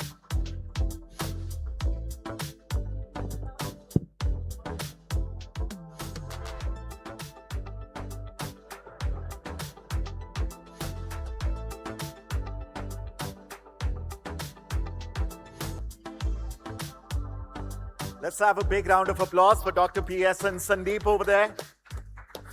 Enlightening chat. I especially loved how he said depth over breadth. That's incredible. Now, before we move ahead, would like to quickly extend my sincere gratitude to our partners here today. L&T Finance, our NBFC partner, Snowflake, our AI data cloud partner, EY as the evaluation partner, Indri as our celebration partner, Zoho, our technology partner, T-Hub is our ecosystem partner, and this event is driven by BYD. You can see that incredible vehicle over there. We also appreciate our gifting partners, Vadam, Vari, Andaman, and Natch Snacks. Now, the next one is very, very interesting. It's a deep dive talk by Debarag Banerjee. This fireside really brought it home, and Dr. PS's comments on data sovereignty and the sovereignty push really brought to light the next aspect, which is RODI. Anyone know what RODI is? Not the TV show, yeah? Return on data investment. So RODI, making every data byte pay dividends, by Debarag Banerjee, Chief AI Data Officer at L&T Finance. Debarag, over to you. Thank you. So I'm here to talk about how we are using AI for lending, especially in the Indian context. So does the slide work here or not? No? Okay. Can you try to get the slide on? Okay, great. So so I head AI and data at L&T Finance. We are a B2C lender with more than $11 billion in asset under management. Now, why are we looking at, okay, this does not work. Just get to the next slide. Can you please?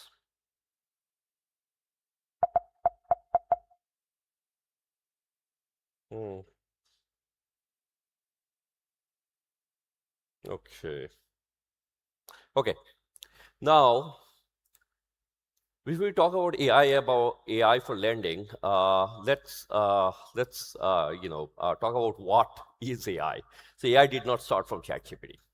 It encompasses everything from rule-based products to optimizations to, of course, the beginning, which is machine-learned structured data-based models, which with the help of neural networks, can incorporate unstructured data, things like speech, video, and all of that. And then finally, there is GenAI, which is turning our models the other way and generating based on whatever you send as inputs, which allows us to take the next step into agentic AI.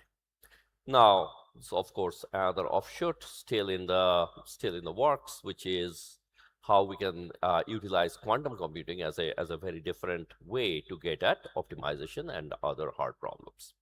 So with that in context, how does AI help in lending? At a very simple level, lending, you lend money at a particular yield, right? And then, of course, you borrow the money at a particular cost of funds. But that's not all. You have your operating cost, of course, and then you have your credit cost, which is basically all the money that you lose to the defaulting customers. And then finally, there is the collection cost, which you incur for collecting as customers go into deeper and deeper buckets of default. Now, what we did is we first attacked credit cost with a combination of Cyclops and Helios, which are our automatic underwriting engine Cyclops, as well as underwriting assisted Helios. We brought down collection cost using Nostradamus, which gives us a much fuller picture of our portfolio down to the level of every single customer and every single loan, and how we make specific decisions on them. And then finally, we are bringing in agentic AI in many various forms to bring down our operating cost. Result, what is left, which is our return on assets, go up. Now, the other aspect of this is growth, right?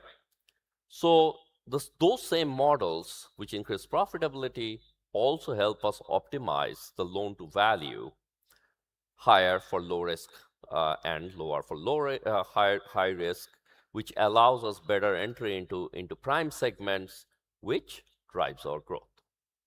So that, in a nutshell, is how we are using AI for profitable growth. Now, how does this relate to everyday world? This is probably a pretty familiar scene to all of you here in Bengaluru. All the fantastic instant delivery algorithms some of you write.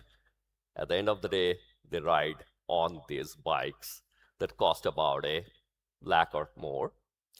And the people who are driving these bikes are only making about 15,000 rupees a month and does not have enough balance in their bank account to buy them, right? What do? They go and ask for a loan, which would probably cost the EMI for that would probably cost a significant chunk out of their income.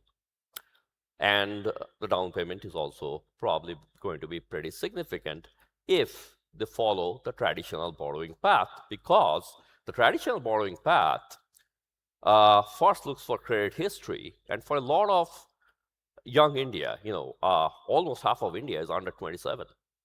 A lot of them are just in the early stages of starting their financial journey. They don't have a long employment history. They don't have a long and thick credit history. They have a income stream that is yet to reach maturity, so it looks a little irregular on the books. And yes, e-governance has gotten us to a point where we can get a lot of information about our potential borrowers, but it is still a little patchy, especially the farther down the pyramid you go. So what do? We came up with a next generation multidimensional underwriting system called Cyclops. The way it works on our two-wheeler portfolio is as follows. Apart from the traditional credit history models, we also have asked the customer whether they would want to share their bank statements with us electronically with consent, explicit consent, and also whether we can understand their expense patterns using data footprint on payment aggregators and other digital means. We understand how their digital footprints are on their phones and so on and so forth, on their phone usages and so on and so forth, and of course location. Are there any affluence parameters or other parameters that lead us to making a better decision about them? Now, each of these, we have built models of predicting their risk of default individually. But it becomes a different level of sharpness in the razor when we ensemble this model. And that's how we come up with these segments of risk, segment 1 being the least risky and segment 5 being the most risky. Risky as in the probability of default. Now, what do we do with that? So this is where we optimize the LTV that we give, in other words, the down payment that the customer has to give, and the rate of interest that is charged on their EMI. The sweetest deal for the least risky segment and the risk-adjusted offers for the riskier segments. Now, what happens as a result is that while our distribution of across these segments was how the blue bars are, the moment we shifted the level of attractiveness of the offers, demand and supply played its role, and we saw a lot of the customers move, lot of the distribution of our loans move towards the primer segments. So the first yellow bar goes up and the last yellow bar goes down.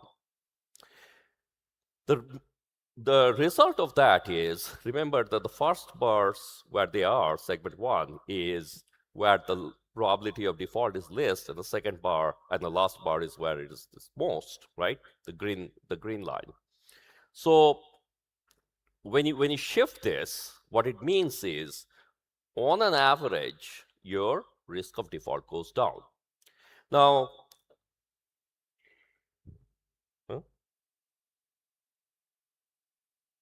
yeah. So, hello? Yeah. So, what we are seeing is that making this change has brought our credit loss to a significant level. So, according to the green line, which is the current generation of Cyclops, we are on the path to having our credit losses down to 1/3 of what it used to be. Now, if it only worked for our two-wheeler portfolio, that would have been one thing. But we have 6 other lines of business. What about them? So we took Cyclops after this to a very different part of the country, to rural India, Bharat. So that's where so we are one of the main tractor lenders in India. And by the way, legal factoid, going by units, India actually is the biggest tractor market in the world. Now, whether farmer who took your tractor on loan would be able to give it back or not depends on very different factors. Things like how is the soil, how is the rainfall in that region, how is that village's prosperity in terms of connection to roads and mandi prices and mandi accesses. And oh, by the way, unlike two-wheeler loans where decisions are made within minutes, in this case, we always send a field investigator to the village to understand the actual parameters of the borrower. So how do you bring all of this together? And we have, using more or less a similar method that I described earlier, and created the farm cyclops. Now, this also, with similar A/B tests, we are seeing are bringing down our credit losses by a very significant amount. Now, Cyclops is an automated decision-making engine, but we have other parts of our portfolio, like our SME loans, small enterprise loans, as well as home loans and stuff like that, where you would want to have the final decision being taken by a human, partly because they're more complicated cases and partly because they are higher ticket sizes. Now, earlier, it used to take days and days and days for the human to take these tons and tons of papers that come with the application to wade through that, whether they're bank account statements, whether they're bureau statements from commercial bureau, personal bureau, tax statements, and so on, so forth, just to figure out a few key metrics that actually matter.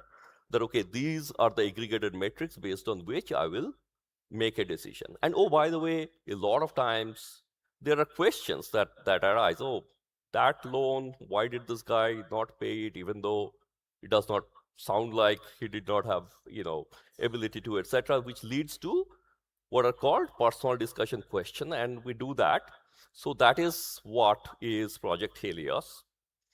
Now, the Cyclops and Helios helped us in the stage up to the onboarding of the customer, where we actually disburse the loan. But then after that, whether the customer is going to keep being a good customer or whether they will slip down to default is something that we came up with a different system called Nostradamus, where we take the portfolio and we scrape all the relevant data, from financial data to their digital behavioral data, as well as merging them with the macroeconomic data to understand how can we model the early warning risks, the early warning signals for each of these customers at a customer level. So that we have built with a system called Nostradamus, where any credit manager or business manager or anybody else interested in the portfolio can do a deep dive and understand how not only is their overall portfolio doing, but what action do they need to take at the ground in order to take yellow or red areas and make them better. Now, not only did we do this with visual indicators, but we basically put something that is almost like a ChatGPT on top of it. We call it Orion, where somebody can simply chat with that data and get the right guidances in order to then go and tweak Cyclops for very specific cases, or to take the right decisions on the collection side so that the collection cost can come down.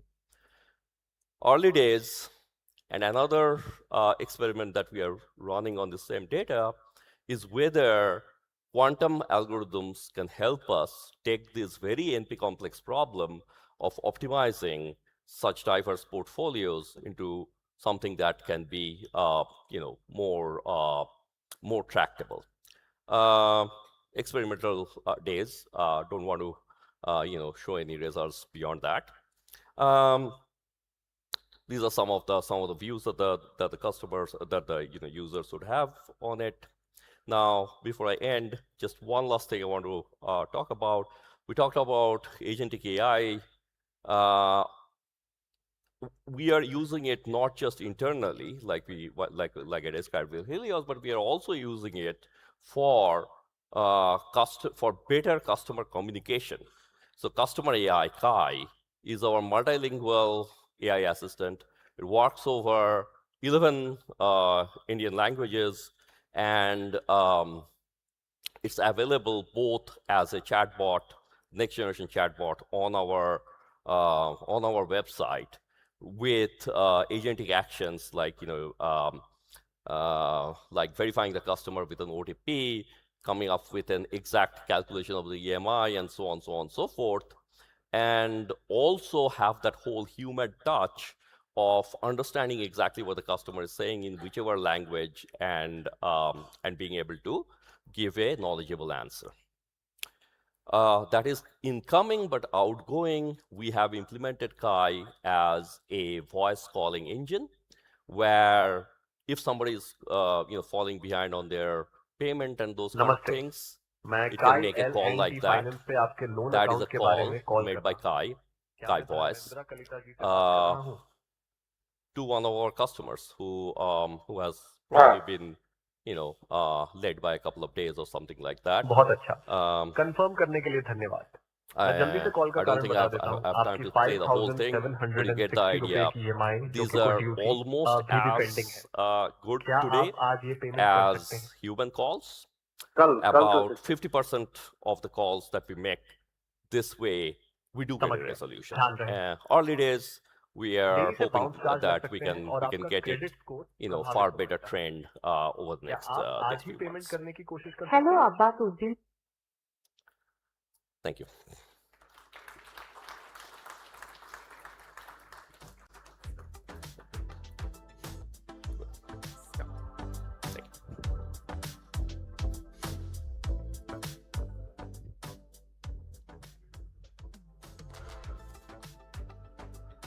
Check. Thank you, Mr. Banerjee. I especially like whoever's naming your models, yeah? Your framework, Cyclops and Nostradamus. Very cool names.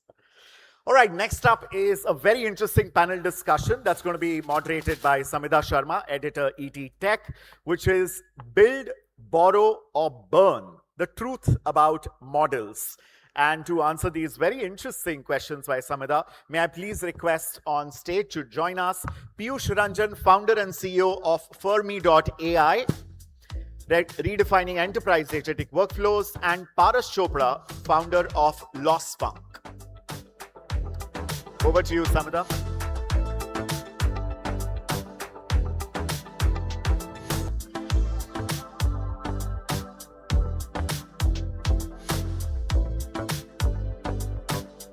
Check.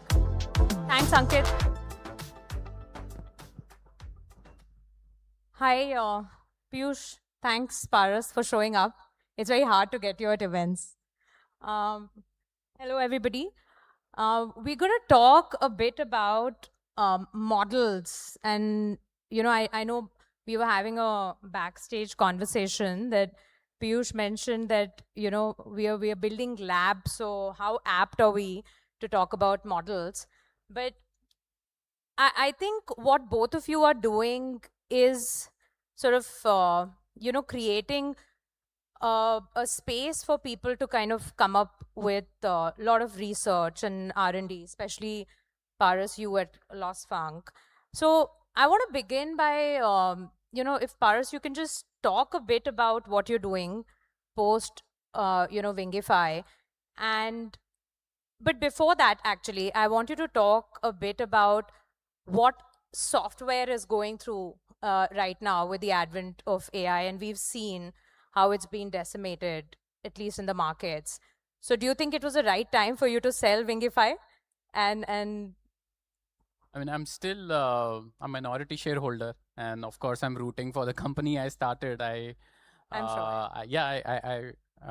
But I do think software is going through like a big change. When I started in 2010, I remember plugging into my ID all day, all night long, churning out thousands and tens of thousands of lines of code of PHP and JavaScript. And that was hard to do. There was no auto-completion also back day. So you had to write all the code yourself. And I think that's where the value got created. So in business, the fundamental law of value is that you need to be differentiated. And to be differentiated, you need to do something which is extremely hard. And of course, with software now, software only sort of startups, which was the whole poster child of India, which was SaaS. I think that advantage is just rapidly going away. I mean, I wake up in the morning, I prompt something in Cloud Code, and within 30 minutes, I have something which I can use. And I know a lot of people dismiss vibe coding as something which is hard to maintain and it's sort of demos and so on and so forth, but models are just going to get better every single month. So fast forward in 2027, you'll have, you know, even better fully functional software that's being churned out just through prompts. So yeah, software only companies, unless there is an attached, messy, boring, unsexy, hard element attached to it, I think that value is probably just rapidly eroding. But what do you make of the reaction in the markets? Do you think it's a little exaggerated, or do you think, I mean, since you're still a shareholder, like you mentioned at Wingify, how do you kind of, you know, people have two theories that, you know, there will be far more productivity and, you know, people will go through this transition but sort of emerge stronger.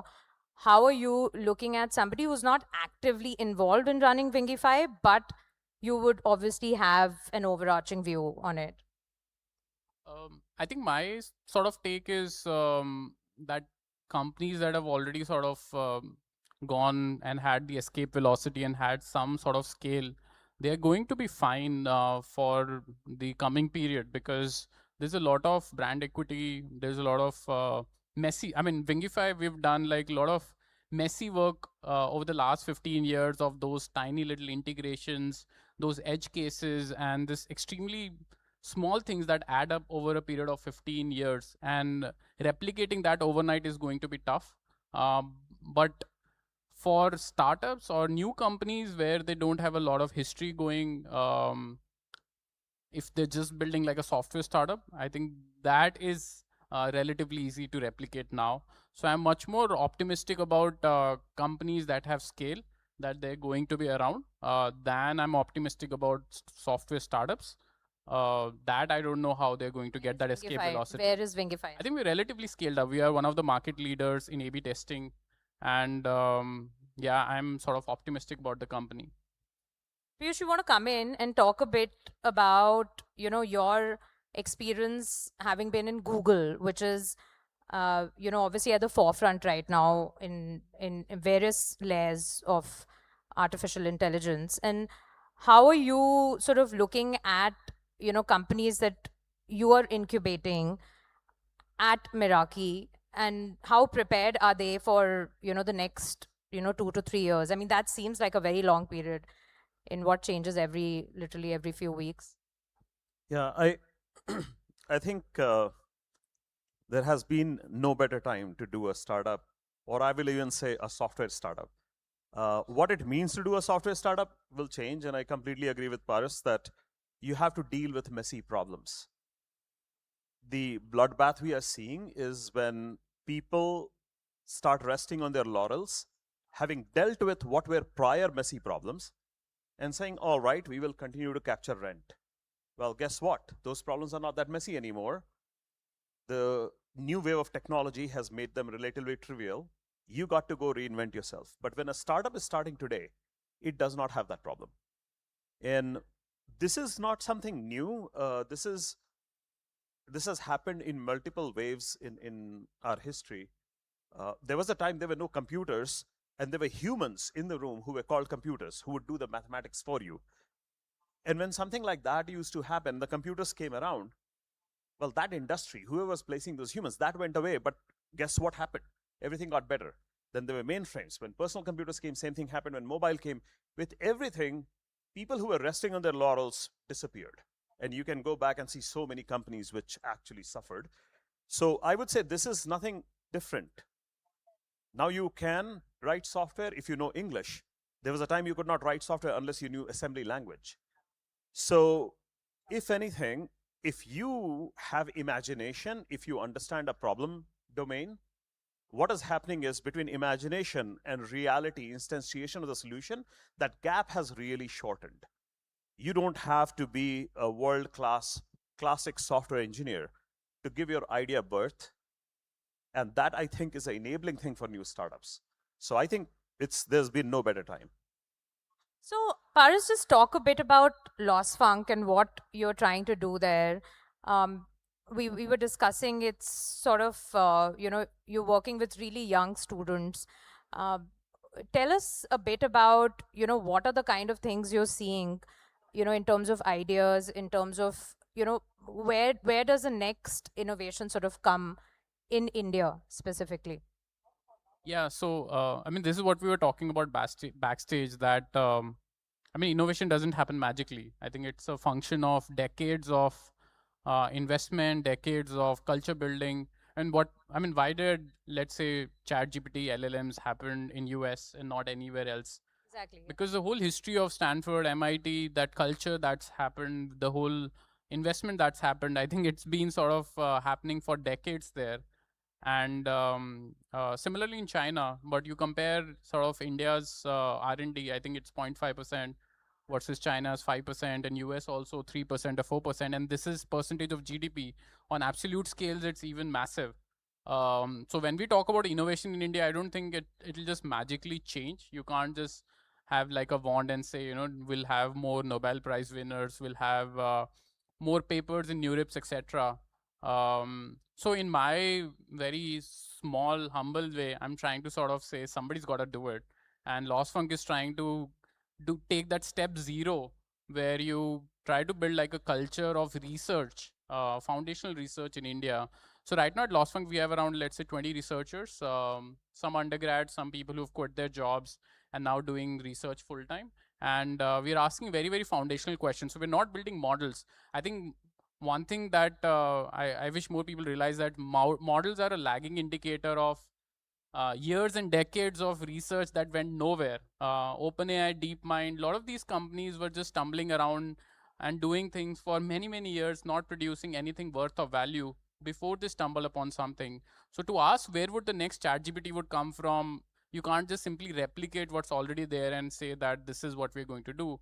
You have to just start very, very orthogonal and do things which are very exploratory in nature. So that's what we are doing at Lost Funk right now. We are sort of asking these questions that might seem have no practical utility. For example, what's the relationship between consciousness and intelligence? What's the relationship between language and intelligence? What does the future of science look like? Can you automate it? So a lot of these questions are very foundational, and we end up sort of working on them.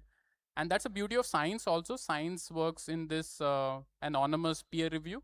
So when you submit a paper, nobody knows whether you are Yoshio Bengio or you are some hotshot professor, or whether you are like an undergrad working on producing a paper. It's all anonymous.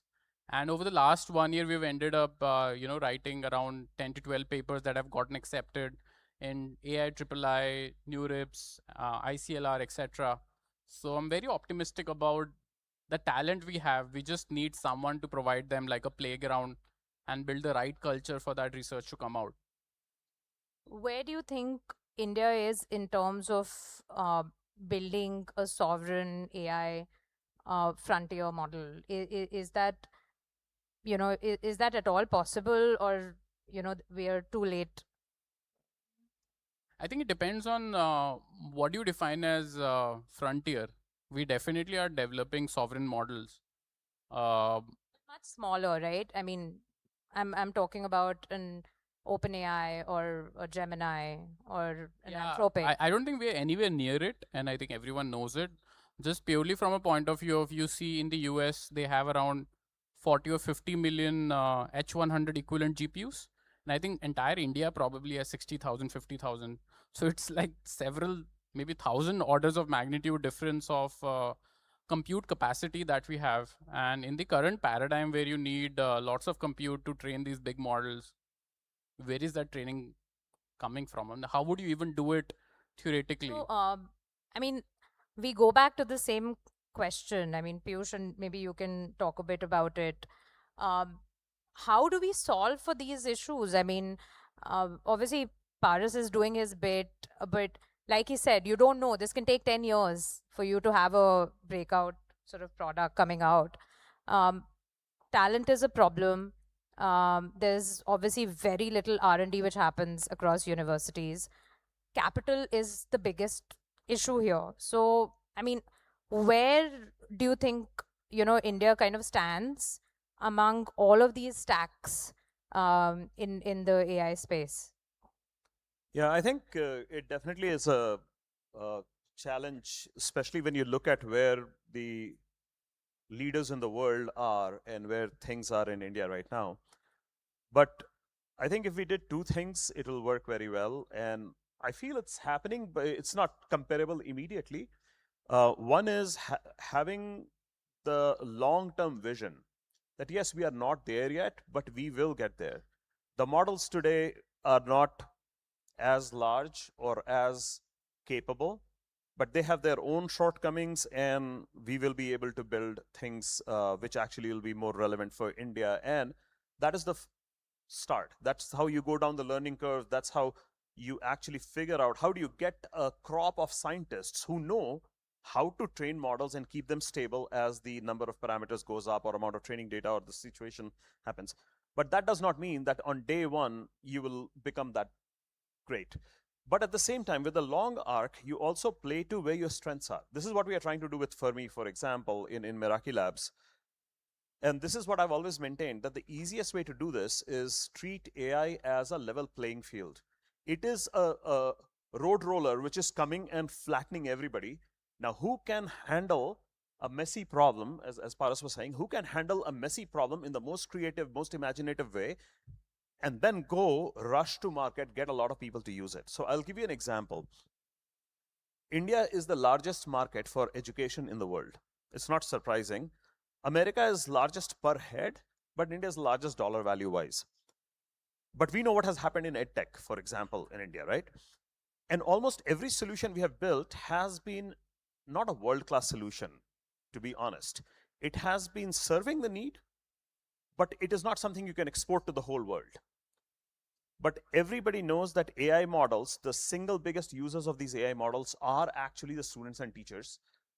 How do you know that? When ChatGPT and these things came out, when schools would close, the usage would drop in the chart. Grammarly, for example, was another company before that, which actually was initially based on GPT. The largest user base is students. So, but where is the world's best edtech solution for it, right? How do you go and make every person maximize their potential? So we try to do that with Fermi. Now, I'm actually very proud to say the approach we took was not like, how do we solve it for India? It was like, how do we solve it for the world? Happens to be in India. Why in India? Because we know what education is like, and it's a leapfrogging mechanism. We recently launched it at BET conference in UK, and we launched it as a global product, and the recommendation, the people on the floor, they sent us mail saying we had not seen any product like this. Now, this is a leapfrogging example. They were who's who of everything over there, but you keep leapfrogging. This is just one example of a vertical. But I just want to understand from both of you, and we have this issue about, and we talk about it, but everyone's saying there's a lot to do on the on top of the models in India. You can do a lot of vertical stuff and all of that, but we also have this concern that models are kind of subsuming a lot of the other stuff that can possibly happen. So, I mean, Paras, what do you think is, I mean, how do you kind of navigate through that uncertainty? Because you could be building something and then, you will have the large models come in. I think we're a bit blind in that sense. I mean, if you listen to what these frontier model founders are saying, let's say on Dwarkesh podcast, what Dario said, founder of Anthropic, he's projecting trillions of dollars of revenue in next 2 years. Where is that revenue going to come from? They'll just start consuming the applications. I mean, I think they're thinking at a level that we're probably not internalized yet. They're thinking at the level of getting to AGI, and once you have AGI, you have entities like us who are entrepreneurs, and they can simply, I mean, he talks about country of geniuses, right? When you have country of geniuses in a data center, you have a country of entrepreneurs in a data center. Why would they let others capture that value share on their own API? So in some sense, the indicator that AGI has happened I don't think is when they'll cut their API access, because they can make those apps themselves and capture that value share, profit share themselves. So it's And the only way to counter that is to actually invest more in fundamental R&D. So I have no idea why large companies in India give dividends instead of just doing the kind of research that needs to happen. Why do people who've had exits not sort of reinvest into very, very fundamental stuff? That level 0 is what's needed if we need to change things 10 years down the line. And I mean, we were discussing this. I find it very intriguing that a lot of founders who are first-time founders have exits like, Paras have gone back to mostly becoming investors. So, I mean, how do you kind of solve for that innovation engine? Because it's definitely not happening in our universities, because there the priority is to get a job, after your IIT degree is over. So, I mean, Piyush, how? I think this is definitely I feel like we cannot fault these companies for giving dividends because everybody is pursuing their own interest. So you have to start with the government, that how can the government create an environment where these things actually Do you want the government to be party to this? Not a whole lot. But by the way, I do not agree with the Anthropic thing either, that trillions of dollars will be captured. When you are raising billions of dollars, you have to go say you'll make trillions of dollars. But the point is, But they're gunning for it. Yeah, but they're not the They've only. started saying that they're going to build anything and everything that they possibly can. Elon Musk very clearly just started macro hard, which is like and I'll people automate will, everything. but the question is the assumption that that is the only way money to be made. For example, if you say AGI will come in and will go capture everything, well, how will it become capable of capturing everything? Because they're humans who are doing things and there's a lot of knowledge in there. The standard practice is then you essentially get that information out of humans and go teach AI. Now, Scale.ai is a good example of a company which actually enabled that and became a huge value. But what can we do to actually, either like we talk about data localization, but this is like essentially oil being tapped in, right? Is that something that you're in favor of, Paras? That data from India should be in some way sort of prioritized for people who are building large models here? Is that some way of protecting and not making it a digital colony, as some people say? I'm not sure how much of advantage that would actually give. Yeah, honestly, because intelligence, even if you don't give India's data, you could get to higher and higher level of intelligence. I mean, you should think what kind of intelligence you need to create economic value, and whether there is anything unique in quote unquote India's data that will help or create that economic value. I mean, a lot of economic value gets created from software, from innovation, from intelligence, quote unquote. And I think that is just general human phenomena and not necessarily.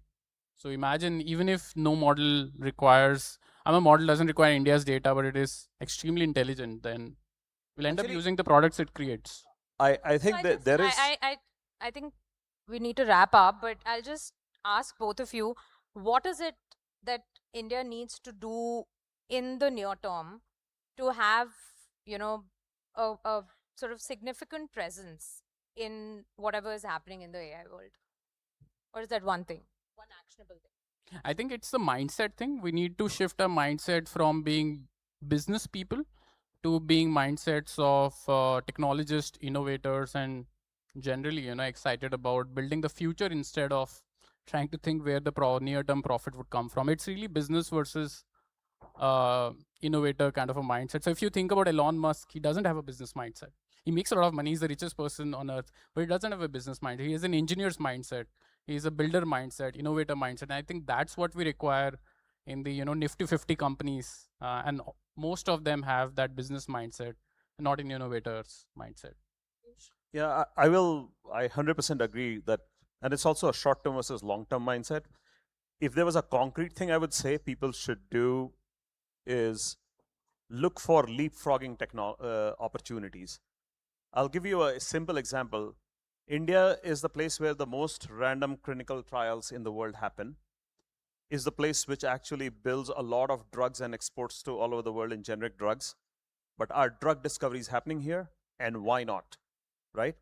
we have all the capability of the domain, but we don't have the mindset and we are not investing in it. There are many such places where we can leapfrog. We can pick vertical by vertical. And I think that will bring the positive momentum, which will create something like this. The mindset will start to shift. People will start to think this is worth doing, and then they will do that. So, On that note, thank you, both of you. Thank you. Thanks a lot. thank you.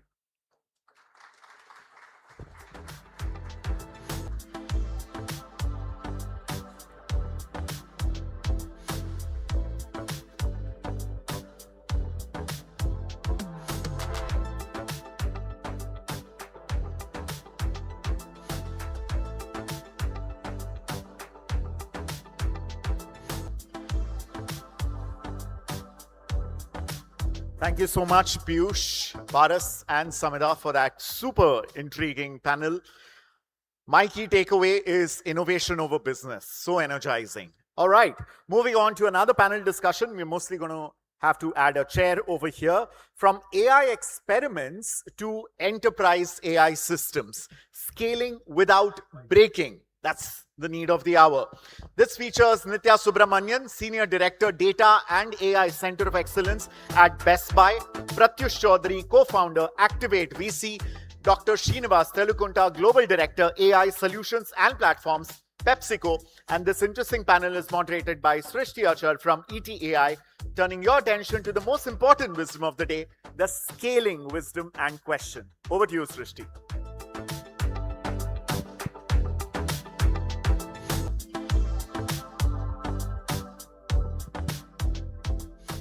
Good afternoon, gentlemen and ladies.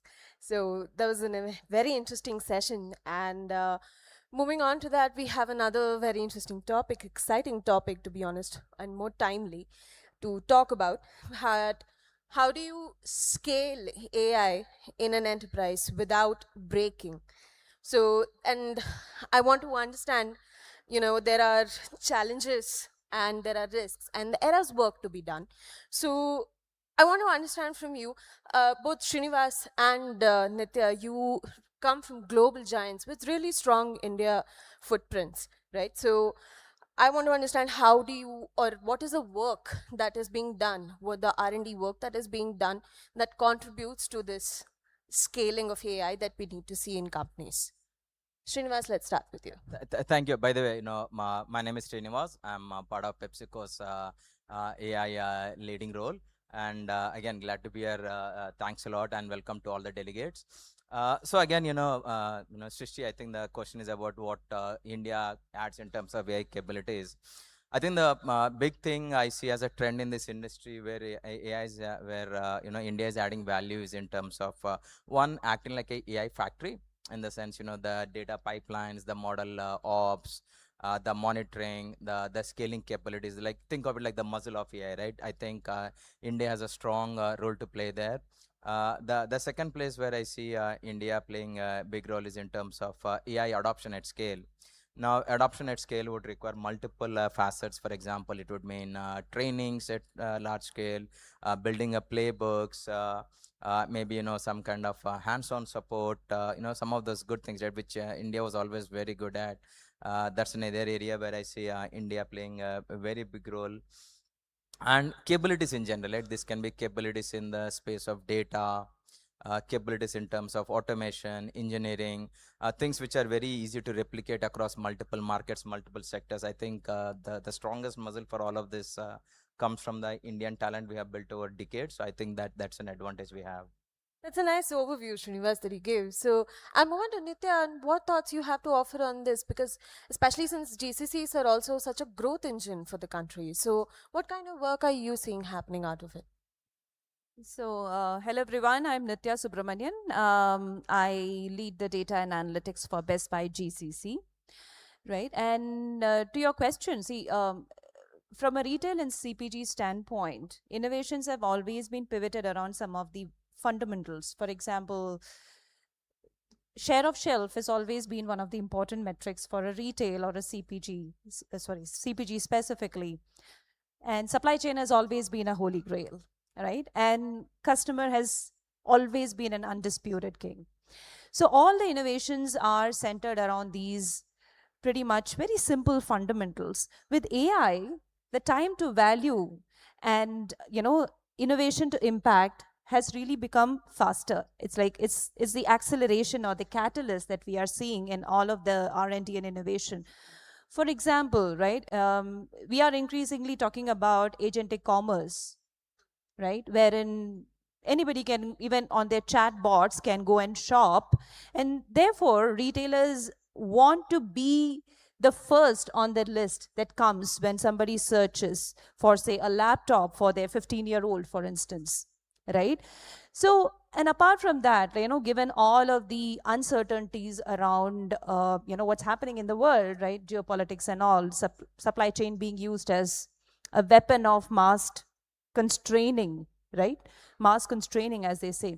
So how can we make our supply chains more resilient, more diverse? How can AI help us solve that, right? And again, AI, how can it help us be where the customers are by being more specific to their needs, by having a lot of hyper personalization, because with AI, it's possible, right? So therefore, all the R&D today are, though they are circling around these core tenets of value creation, the amount of, the depth and the acceleration that we are getting in problem solving has improved.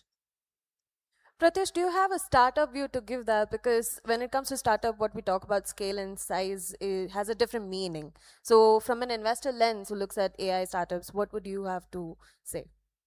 Yeah, quick introduction. I'm Pratyush. I'm one of the co-founders of Activate AI. We are India's first homegrown native AI VC firm investing at early stage building journey. The way we think about startups solving enterprise problems as well as helping enterprises ramp up on some of the things that the panel is talking about can be like bucketed into two value pools. One is efficiency and one is value in general.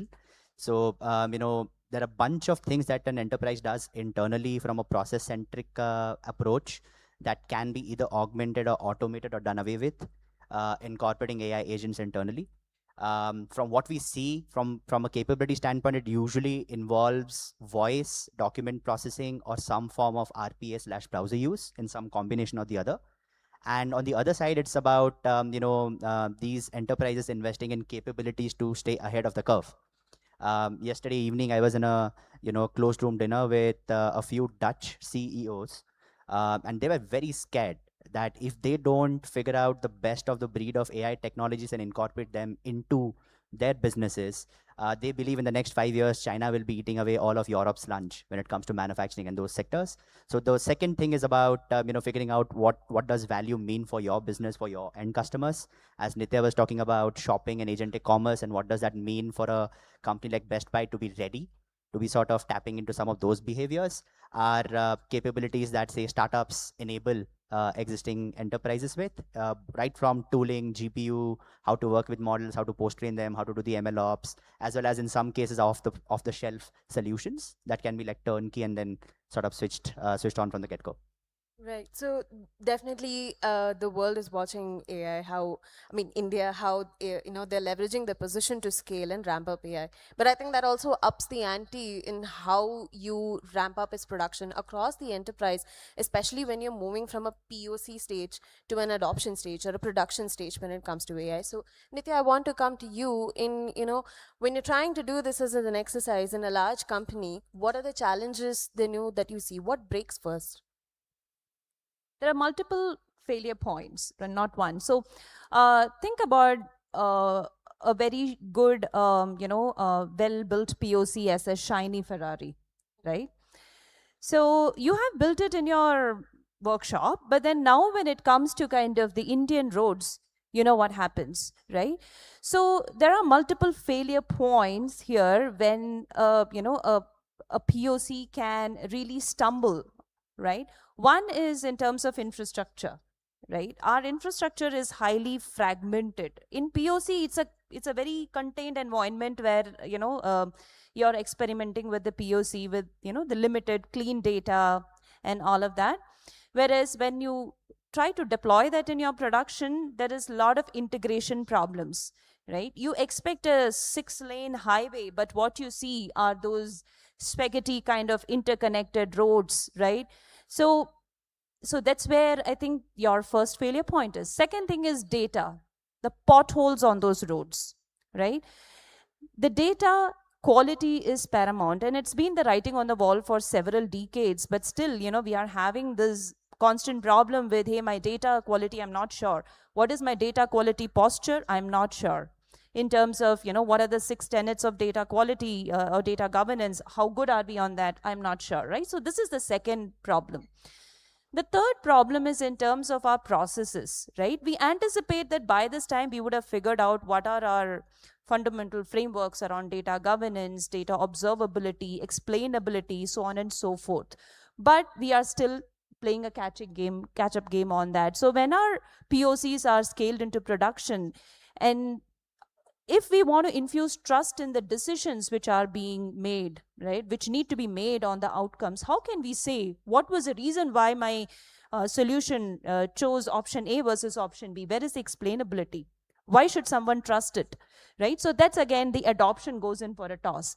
And the last one is people-centric problems, right? Human beings are inherently change averse, right? We don't trust anything so easily, right? So how do we work through this challenge? How do we ensure that we do a very seamless change management? Change management has never been so important before as it is today, with all of these cryptic AI systems, right, which are still cryptic to most of the organization. How much ever we talk about data literacy and digital literacy and all of that, still this is a huge elephant in the room.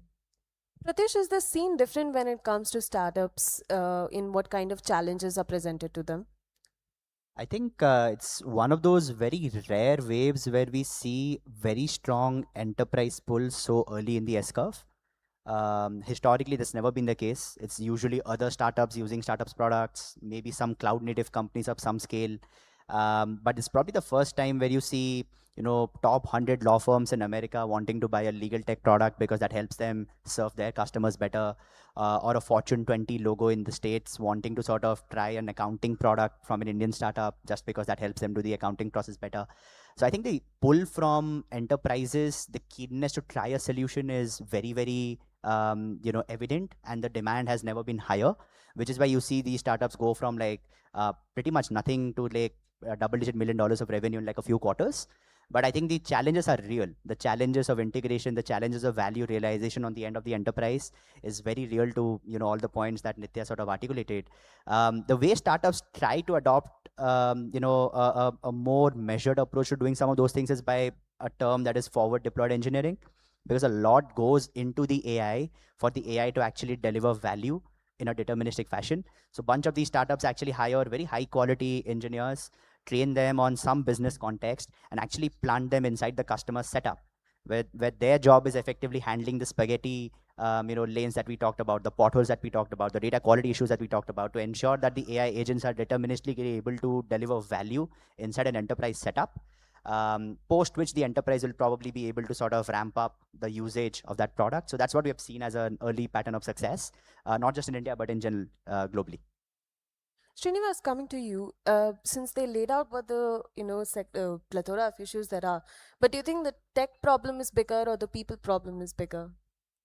I think honestly, tools are the easy ones. Those are probably a no-brainer. I think it's the people which is more challenging, as again, as the panelists mentioned, because people, it's difficult to change, but also there's a behavioral aspect which we underestimate. So I would definitely put it on people. And again, other thing is, as Nitya mentioned, when you think of AI, the process has to be relooked in a very different aspect. It's not like, hey, you have an existing process, you go there and try to modify it. That doesn't give you much value. So when it's a complete redesign or rethinking, there's a dilemma there, right? Hey, the business which understand the process may not understand AI very well, but the folks who are very good at AI may not understand and the process that well. So that's where I think one of the struggles existing is. So I think effectively good solution is going to be where the business owns the outcomes, the platforms own all the the challenges which Nitya has mentioned. Hey, the fact that the data doesn't exist in a way it's good for AI. The integrations are always challenging. Those should probably be taken care by the platform teams, and then there should be solution teams which are trained in both the business processes and also the technology where they can bring in the change. I think that probably could be the way forward. Right, right. So governance is essentially catching up with all of this. So I want to understand, with tech adoption, has GenAI made it easier or riskier to scale up? I think it's both. One, of course, it's very easy to start with Gen AI because that's great for it. It's also riskier because of the inherent lack of predictability in any Gen AI. We love Gen AI because it's unpredictable, and that's part of the game. So it's both risky and also it's easier at both at the same time. That's why this dichotomy, right? Hey, is it working? Is it not working? We see ROI doesn't come, but we see a lot of betting on it, right? So my view is it's both at the same time, and again, maybe I'll pass it on. No, I totally agree with you that it's a combination of both, so see any new technology will come with its own risk on your business decision, risk for your consumers, risk for your employee. I mean, we got to understand that any new technology in the beginning can be messy, and it's always like that. But over a period of time, as we figure out how to contain the risks, how to ensure that we leverage technology in a very well-governed manner, I think the risk propensity or exposure is going to go down, and that's a phase we are right now in, right? So if we want to kind of ensure that we are having a good balance between innovation and governance, right? What is a sweet spot wherein we are not curtailing innovation, but at the same time we are putting a lot of governance in place? So when we are experimenting, right at that time, we'll have to start thinking about, hey, what are the areas where it can really fail? So it's called a process of red teaming. You always anticipate something to go wrong and look at your system from that perspective, right? And that sort of a balance, once you strike, then I think, this entire paradigm of, whether it is a risk or whether it is a, what is, it makes it easy, or whether it's a boon or a bane, I think, the solution lies there. Pratyush, how do founders look at, when it comes to AI governance? This is the first time that the software actually understands reasons and acts. It's never happened in the history of technology before. And, the way people use it, because it understands, it's very easy to get started. But because it also reasons and acts, it's also very hard to get the last, say, 5%, 1% delta to actually receive a final output, which, depending upon the domain that you're touching and the kind of people or the workflows you're sort of touching, I think differs. For example, anything that is a solo player product, it's very easy to get started, very easy to get some experiments done, very easy to get some results, give a thumbs up, thumbs down, and probably move away from the product or remain there. If it's actually a cross-functional product that actually touches multiple personas inside an enterprise, inside a team, inside a setup, that needs maybe somebody to audit, somebody to review, somebody to approve, somebody to feed in some context, that requires a lot of governance, a lot of data-centric stuff. We've heard that, we've heard consistently from many enterprises that the reason why they still are averse to using some of the models coming out of China, despite their high quality, is because they don't trust that. They don't know what's going in, what's coming out, how's that being used, despite the likes of Amazon or Microsoft or Google giving you a lot of guarantees, which is why you see the adoption of such kind of technology and products that use those kind of models actually lag pretty much in most of the Fortune 500s that we speak to. So Nitya and Srinivas, I wanted to ask both of you if there was something that surprised you when moving from pilot to production, from POC stage, and what your model outputs look like. Nitya? So beyond all the typical, roadblocks that we discussed, one thing was when things go wrong, nobody comes to take responsibility. When things go right, it's about, hey, okay, R&D says, hey, we build the best in the class solution. Production says, oh, we had a wonderful ecosystem and integration and all of that good data. And then business say we identified the right problem statement. But once decisions go wrong, it's like there's a passing of the ball around the table. So now this is where it's a lesson learned as well, that we need to fix the accountability structure. We need to ensure that any decision need to be root caused, and wherever has been the vulnerability, there has to be very clear accountability. That's one learning, of course, surprise and a learning. Srinivas? I think again, this goes back to not just the surprise about, when things go wrong. It's also about the previous point which Nitya has already mentioned. This is about data, right? If you see, what happens in large enterprises is going to be, most of the solutions are going to be applicable at multiple markets. And oftentimes you realize in the market that the data definitions differ across markets, across streams. So the same solution which performs extremely well in one market, which you would expect to be doing great at other places, you'd see it goes through an epic failure, right? So again, what this means is, the importance of the basics such as, data quality, data stewardship, the governance built into the process. I think those really get underestimated, and that's what comes as a surprise. You expect something, but you end up with something else. I think that's probably another surprise. So I want to throw this question to the entire panel. So what is the one capability that companies need to build within AI for in the next 2 years? I think one is going to be the hard baking of the governance layers. Just think of, AI is a new shiny car, right? Any car you can drive very fast, only if you have a good brake and a good seat belt. So I think of the built-in governance and the built-in guardrails to be the enablers. I think, AI is great, but AI cannot do by itself. So I think, if it were my view, it's going to be the importance of governance being built in rigorously from day one, not as an afterthought. That would be my one area to focus. Nitya? Allow me to share a couple of them, not one because there are quite a few. So one is definitely kind of, once AI gets commoditized, which it's highly likely, that's a trend, companies should shift from building those fundamental building blocks of AI to solving problems, right? Identifying what really are the next big frontier, as they say, the blue ocean, right? Where is the area where I can get more incremental revenue streams, where I can make customer happier, etc., and then use these commodities to solve that. So think from a problem statement or a use case mindset than the real engineering building blocks of it. Second one, and I think this may be a little newer, I would say aspect of it, it is capital allocation. And this is a CEO and a board decision. I heard of, I think from the last panel, I think Paras mentioned that, right? We should stop giving away dividends. And I like that approach. And that is a very mindful, thoughtful capital allocation decision that the CEOs and the board need to make. Dividends, first of all, are not very tax lucrative also. This money, this extra cash that you make should go into R&D.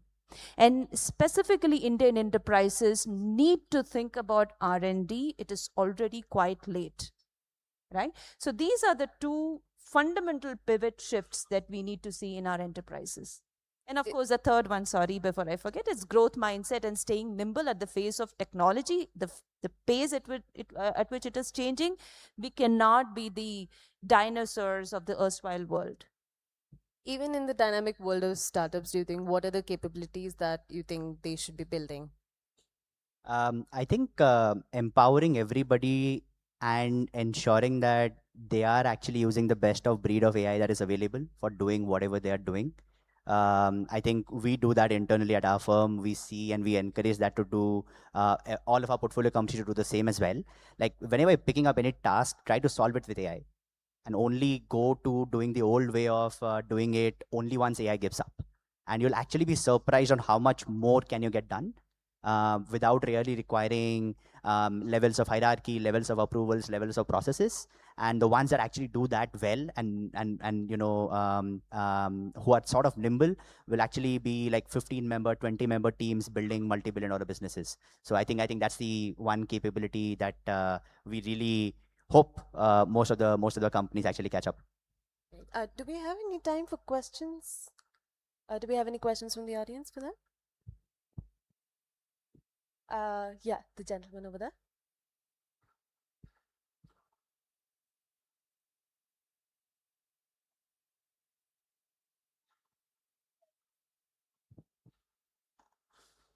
Hi, my question is to Pratyush. Pratyush, I've been party to that mega event, Open and Peak 15, which you had at Polaris, and I think you launched it there. And quite interesting space that you are in. But my question to you is regarding your investment thesis. Is it more about the wrapper on top kind of models? I mean, is it on the wrapper of top AI, or is it mostly to the the infra layer? The first one is very easy. It has EBITDA. It can be pivoted in a second. But the second one needs a patient capital. It needs beyond using AI to make our life easier. So what is it like? So we focus on all the layers of AI as a firm in terms of our investment focus. So right from software that makes a GPU and a data center operational, infrastructure that people actually use to build AI agents themselves that could actually be consumer facing, enterprise facing, along with some sovereign concepts. Like we think India needs to have their own alternate to NVIDIA to reduce dependency on them on long term. India needs to have their own data center orchestration software. India needs to have their own chip design solutions, because there's no way you can scale up fabrication or semiconductor production without having software that allows you to do that. And today, a lot of these capabilities are just kept by the states and China. So India really needs to invest in a bunch of those things, and we sort of invest across all the layers of the stack. In fact, the most recent investment we've made is actually in a genetics company. So the founder is actually using generative AI to predict gene sequences, use wet lab as a verifying mechanism, and then feed that back into the input into the AI to actually come up with better gene sequences. So we sort of also invest in some wrapper type companies, but very fundamental approaches to solving hard science problems, as opposed to say just workflow automation. I just want to add one thing. I was hearing Jensen Huang's podcast a few days back, and he brought this very important thing that it's good to kind of have startups that are building wrappers, but also need to be mindful that this wrapper should not become a part of the LLM's own release so that you become irrelevant, right? So think about even those wrappers in such a way that you stay relevant for the next 20 years at least. Sorry, I know there are more questions, but the clock has spoken. So thank you so much, Pratyush. Thank you so much, Nitya and Srinivas. That was a great collection of thoughts and a lot of good lessons for companies and startups to take from the discussion. So thank you so much for the time today.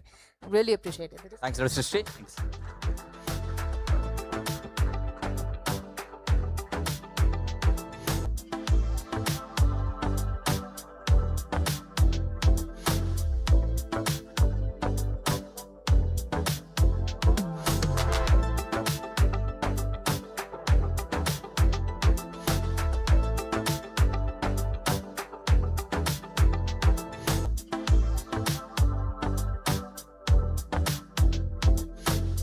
Let's have a big round of applause for that absolutely incredible panel. Thank you, Nitya. Thank you, Pratyush. Thank you, Dr. Srinivas. And thank you, Srishti.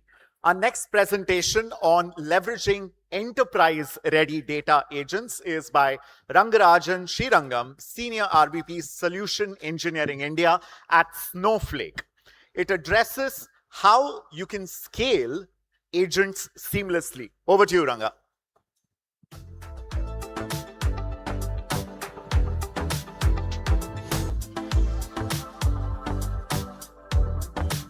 Thank you.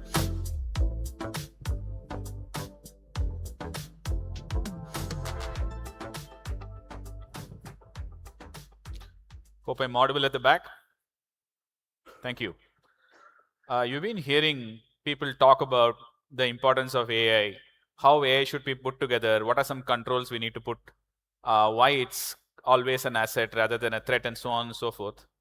The other thing is how to put AI into practice in an actual enterprise, and that's really the subject of what I'm going to talk about. Snowflake is basically a data and AI platform. In this session, we'll focus on a couple of capabilities, services that we have that can make this whole idea of realizing AI in practice super fast, easy. We say we are an easy, connected, trusted platform. And as I walk through this presentation, we'll see some elements of how we can really do that and make this happen in practice. First thing to realize is that the goal of AI is not AI itself, but meaningful business transformation. This meaningful business transformation first starts from a data estate that is ready for AI. From that data estate, you proceed to be able to do AI on top of the data, meaningful AI, and that results in some meaningful business transformation. Now, as we go into this pattern of first getting to the right data, getting to AI from there, and then causing business transformation with AI, we have to keep faced with the fact that data architectures in general keep evolving. We have a classic medallion architecture, which is a bronze, silver, and gold layer, where you have uncurated data, changing to curated data, and then changing to data that is ready for business. So on the left, you have sources of data. In the middle, you have a ETL process that takes you to a medallion architecture. And the output of that medallion architecture, particularly the gold layer, is really what we are looking for, which is the consumption of AI, leading to things like BI, data science, app, and so on. Now, as we go through this, it's important to ensure that since requirements keep changing, the world around us keeps changing, what we do is interoperable enough, and it is not locked to any one system, creating silos, creating isolations. So ensuring that we are able to work with open table formats where theoretically any vendor and system can put data or take data out, then the ability to provide meaning to the data through open catalogs, which basically can get in things like the data semantics and so on in place. And then finally, the ability to leverage different engines as suitable for a polyglot architecture are the fundamental elements of having an interoperable data architecture that is ready for AI. Now, the thing that has happened, particularly with AI and then Gen AI, is that suddenly we have a lot of data which is outside the enterprise, what we call as the world's data, that has just come in, and it's going to be available, it is available for AI to work on top of it. That's what we mean by saying 80% of the world's data just came on suddenly, and we have to deal with it. Some of the data that we might have may be more highly structured. A lot of data that is coming in may not be structured. Part of the problem in AI is to synthesize both structured data and unstructured data together to produce a meaningful experience across things like files, relational databases, analytical systems, systems of record, legacy systems, all of that put together, and then making experiences that are compelling, powerful, and meaningful to the user. In order to do this whole AI experience everywhere as a theme, we need two parts. One is the ability to do AI-powered insights and the ability to do AI-powered development. Being able to do AI-powered development is typically the first step so that you can get AI tech in an AI-enabled way by which developers, builders, data analysts, and so on can put together systems that will then provide insights. If they can do it super fast, then AI remains not just a POC, it becomes AI in reality for an enterprise. If they can do it in an effective way with little hallucination, with the outputs produced the way they should be produced, then that's a big enabler for AI to succeed. The second part is the consumption layer, which is the insights, so that the business user is able to get the insight that he or she is looking for, but also being able to adjust to the fact that you may not know what that person is looking for at a precise level, is basically what AI changes for the consumption layer. When consumption becomes AI powered, then without building exactly what the user wants, giving a lot of flexibility and creativity, the user is able to explore the data on their own, create visualizations on their own, create insights. Those insights are true because they're getting powered from a system of truth, and they produce data that is reliable and trusted. Now, the couple of services that Snowflake offers for these are Snowflake Intelligence, which is really the end goal of consumption, the consumption layer, where a business user can basically ask business questions like, what are the best-selling products in a particular year, or what are the areas which need more improvement in a purely natural language, Snowflake Intelligence works on the underlying data estate, which is a number of other services, things like Cortex Search, which looks at the unstructured data that I talked about, Cortex Analyst, which looks at the structured data that I talk about, and then the services that power them underlying, whether it is the ability to extract data from PDFs, ability to extract data from flat files, ability to extract data from semi-structured files, so on and so forth. Now, what you can do with Snowflake Intelligence is basically help a business analyst ask a simple business question. And on the right, you see some of those examples. Ask a simple business question. Intelligence understands the data that is underlying because it understands the schema underlying, it understands the data sources that are there underlying, it understands the semantic models that power the data, it understands the data dictionary. So a simple question is a logical follow-up to having set up a data estate with intelligence on top of it.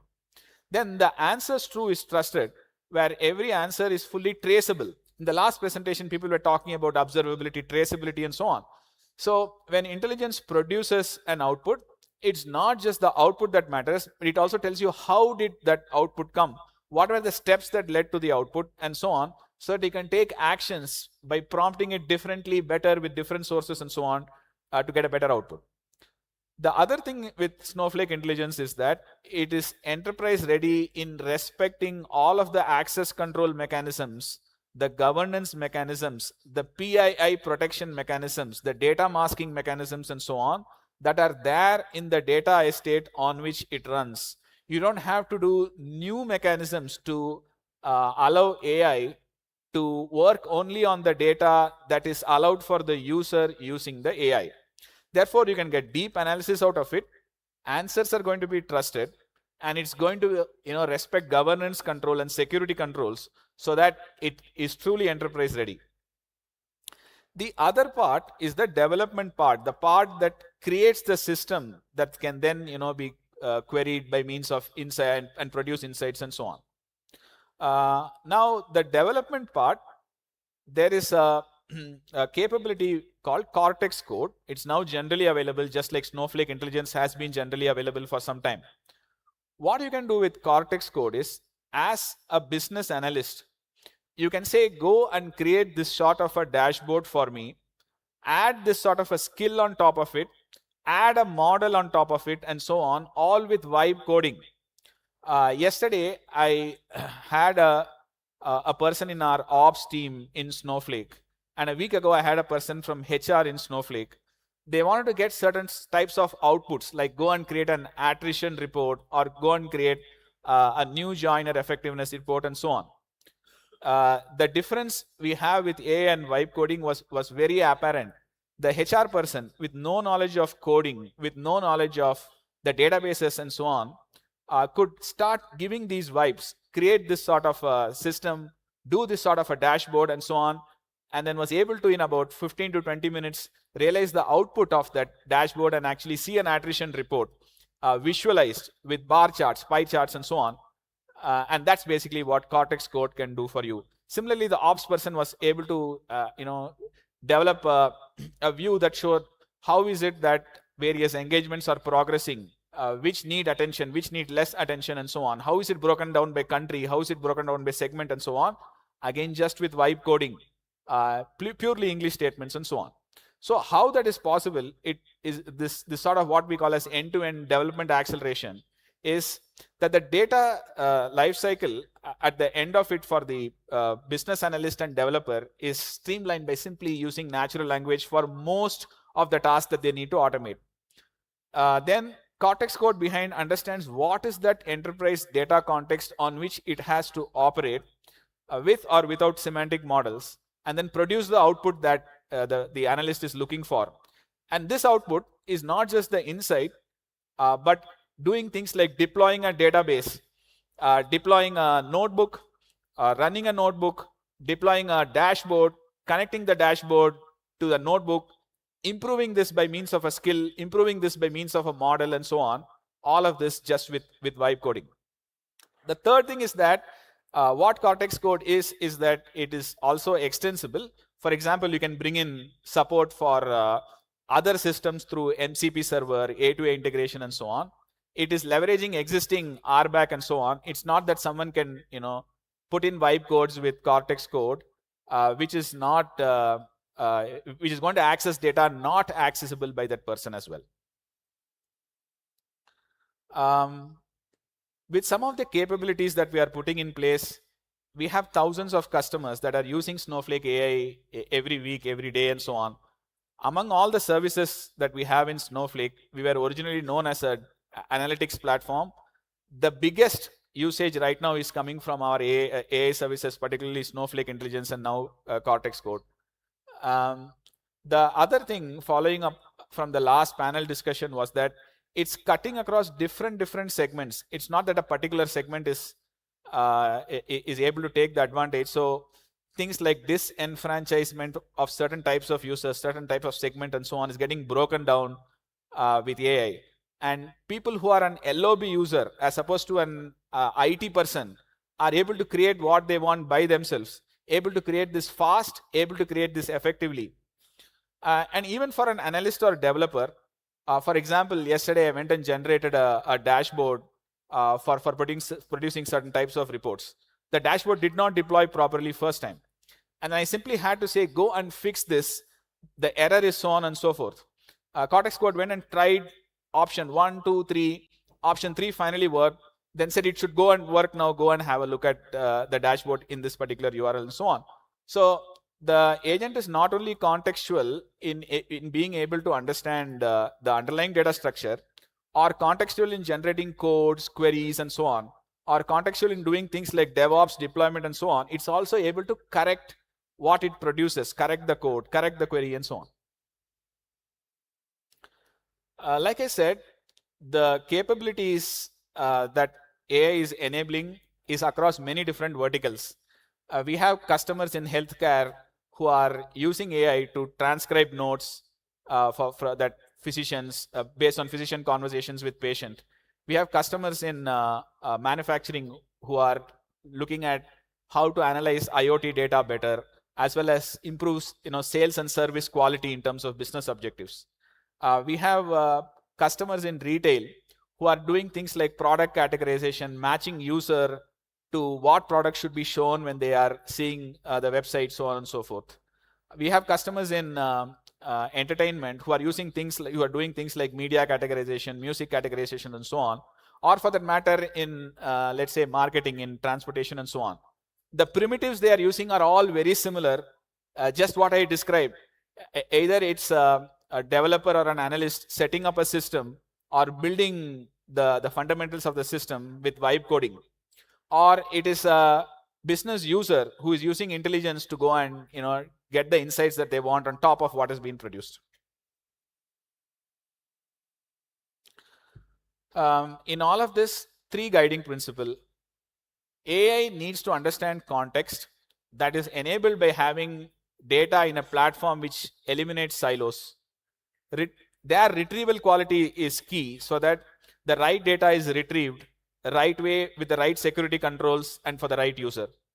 The other thing is that the data platform is unified. You don't have one data platform for data, another data platform for analytics, a different data platform for AI, and you try to stitch all this together. Security is non-negotiable. Whatever AI is working on should be able to respect governance control, access controls, monitoring capabilities, audit capabilities, as well as things like data sovereignty and then regional requirements and so on. AI can't live in a silo, just like data can't live in a silo, because things are changing around you all the time. So the ability to be able to compose one service on top of the other, ability to use different models, choose and use them, as well as being able to support standards like A2A, MCP, and so on, all of them put together give you a AI platform that is a lot more meaningful, a lot more useful, extensible, and it will survive for the future. And I believe that we have the fundamentals to be able to meet each of these pillars. Though I talked about the hot AI capabilities, in general, it is pervasive AI everywhere in what we do in Snowflake, whether it is in analytics, whether it is in AI itself, kind of bootstrapping, or in onboarding applications, enabling collaborations, doing something like a data clean room and so on, whether it is in security, in the compute, or in the data that we handle. The platform that is AI enabled, and the content that it produces, which is also AI enabled, together produce a really powerful capability that is easy, connected, and trusted.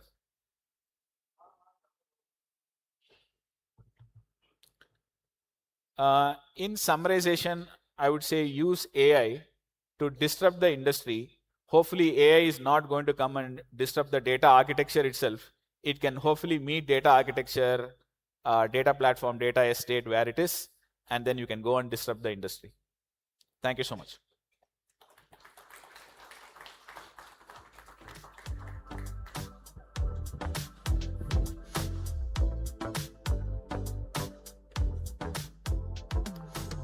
Thank you so much, Rangarajan. All right.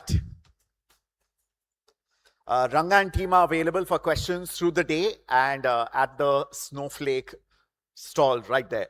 With Snowflake's agents fueling the scaling story from experiments to systems, factory twins monetize at the population scale. Let's speaking to India's diversity, which is why we must address the topic of AI working at India's population scale.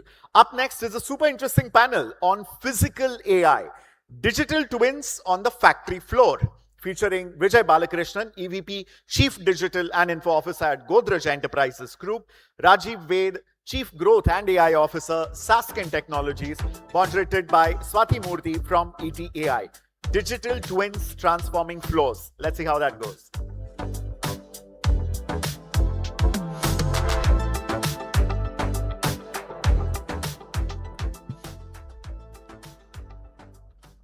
Hi everyone, sorry we were a little delayed. I wouldn't take too much time. We have Vijay, we have Rajiv, and we are going to talk about a very interesting topic, which is digital twins and physical AI. I think that's the hottest topic right now.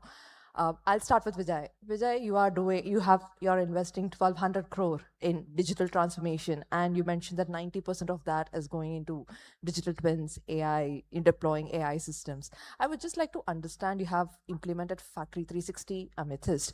What are the issues that you're trying to solve with digital AI and also the outcomes? Okay, hello everyone. I have the dubious record of speaking just before lunch in most of the forums I'm part of. Okay, so I'll try to make this as quick as I could. So 1,200 crores over 3 years. We are part of, I'm the CDIO for Godrej Enterprises Group. Basically a manufacturing entity. I've been always a manufacturing guy for about 2.5 decades now. Most 90% of it is with the end vision of AI. Some kind of a twin, could be an asset or a process twin. It could also be a supply chain process twin. The problems, I think it's more like the opportunities we see, which is primarily customer experience. And I keep saying that customer experience improvement is not, the first thing that comes to your mind is touch points through the process. But the biggest touch point, the longest touch point of a customer with an organization is our products. I think that's the customer experience we are focusing. For us, customer experience transformation starts in our factories, in our R&D unit. I think this investment is pretty much going towards digitizing, analyzing, stabilizing, and eventually twinning where it matters. I think that's kind of the focus we are looking at. Got it. Rajiv, what has changed? Because digital twins as a concept isn't actually new. But what has changed and how it has changed? Because you enable people to implement these systems. Yeah, that's a great question. So digital twin or predictive maintenance systems have been around by the big boys, and I'm not going to name them, but the costs of implementing them have been very prohibitive. So a small scale or mid-scale manufacturer will always be thinking that this is not for me, and yet everyone has the same problem. How do I sweat my equipment more? How do I reduce the defects on my factory floor? How do I get more output from the same lines? So those questions don't change. Now what does change is the cost at which I can bring in technology, and I'm using the word technology over here, which is completely AI powered, for me to achieve the same outcomes, better, faster, cheaper, without necessarily having to go through the proverbial big transformation projects, which are years and decades in the making. I can make that happen in weeks and months now. That has changed. See, when it comes to factories, they've been there for decades, right? They aren't built for connectivity. So how are you working with that? Because for factories, that would be one of the huge challenges. How are you navigating that? Yeah, something that keeps me awake. Just for you to understand the scale, 30 plus factories across the country, 500 plus CNC machines. So people understand CNC machines. You understand having 500 plus machines bought over different points in the last century. Think about that. 10,000 plus workstations. That's the complexity of what we are talking about at Godrej.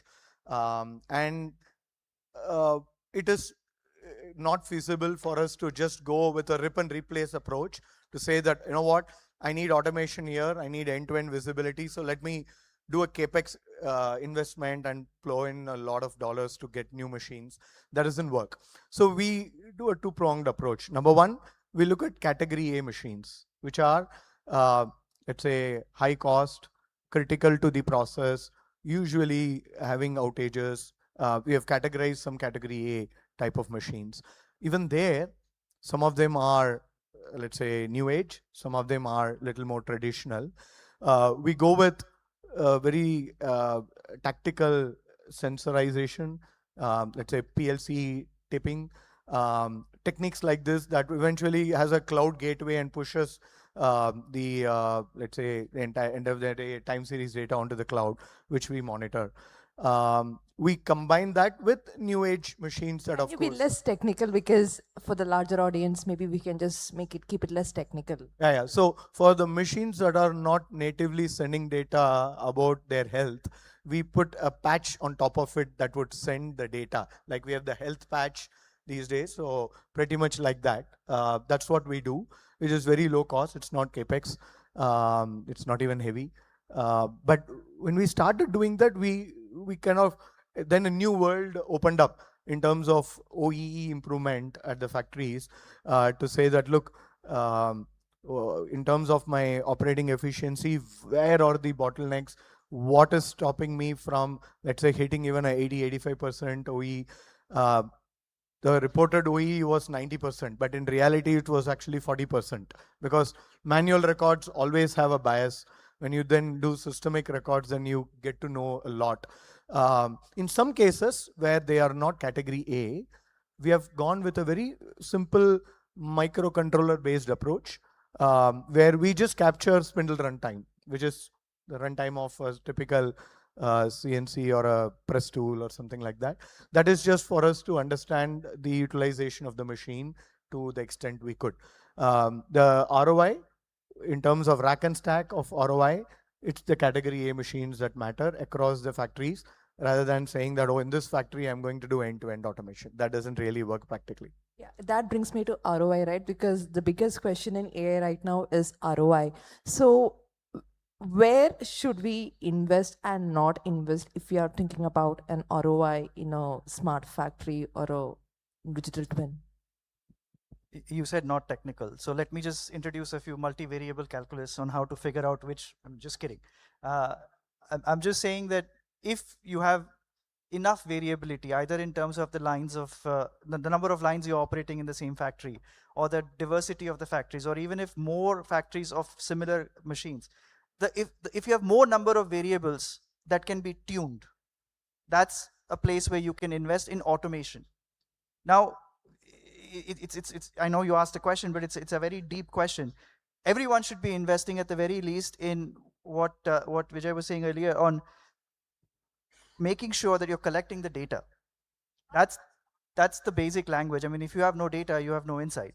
So at least patch the machines, collect the data, do some analysis on the data, make it conversational, start with that.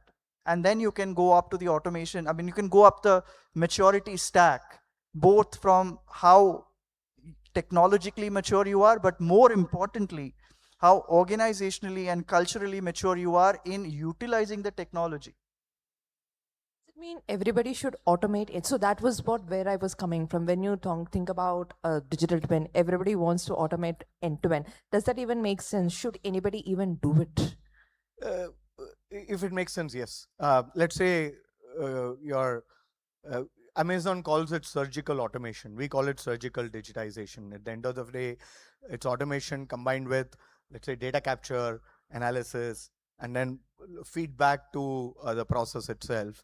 But at the end of the day, if you realize that, okay, over a period of time, I've gone with 85% of it, then just 15% doesn't make a big shift.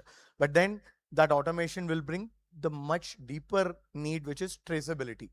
So what we are going after in our factories is specific.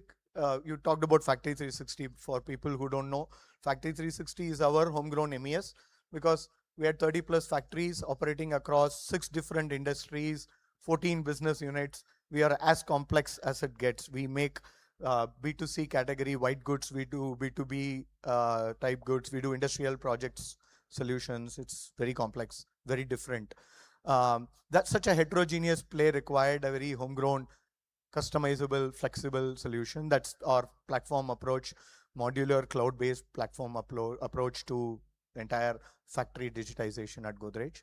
Now, when we do that, I think that's where we are looking at raw material to customer delivery type traceability, to say that here was my demand, here's when the capacity planning happened, and then here is my raw material assigned to this batch, all the way to the end finished product reaching the customer. How are we able to trace it?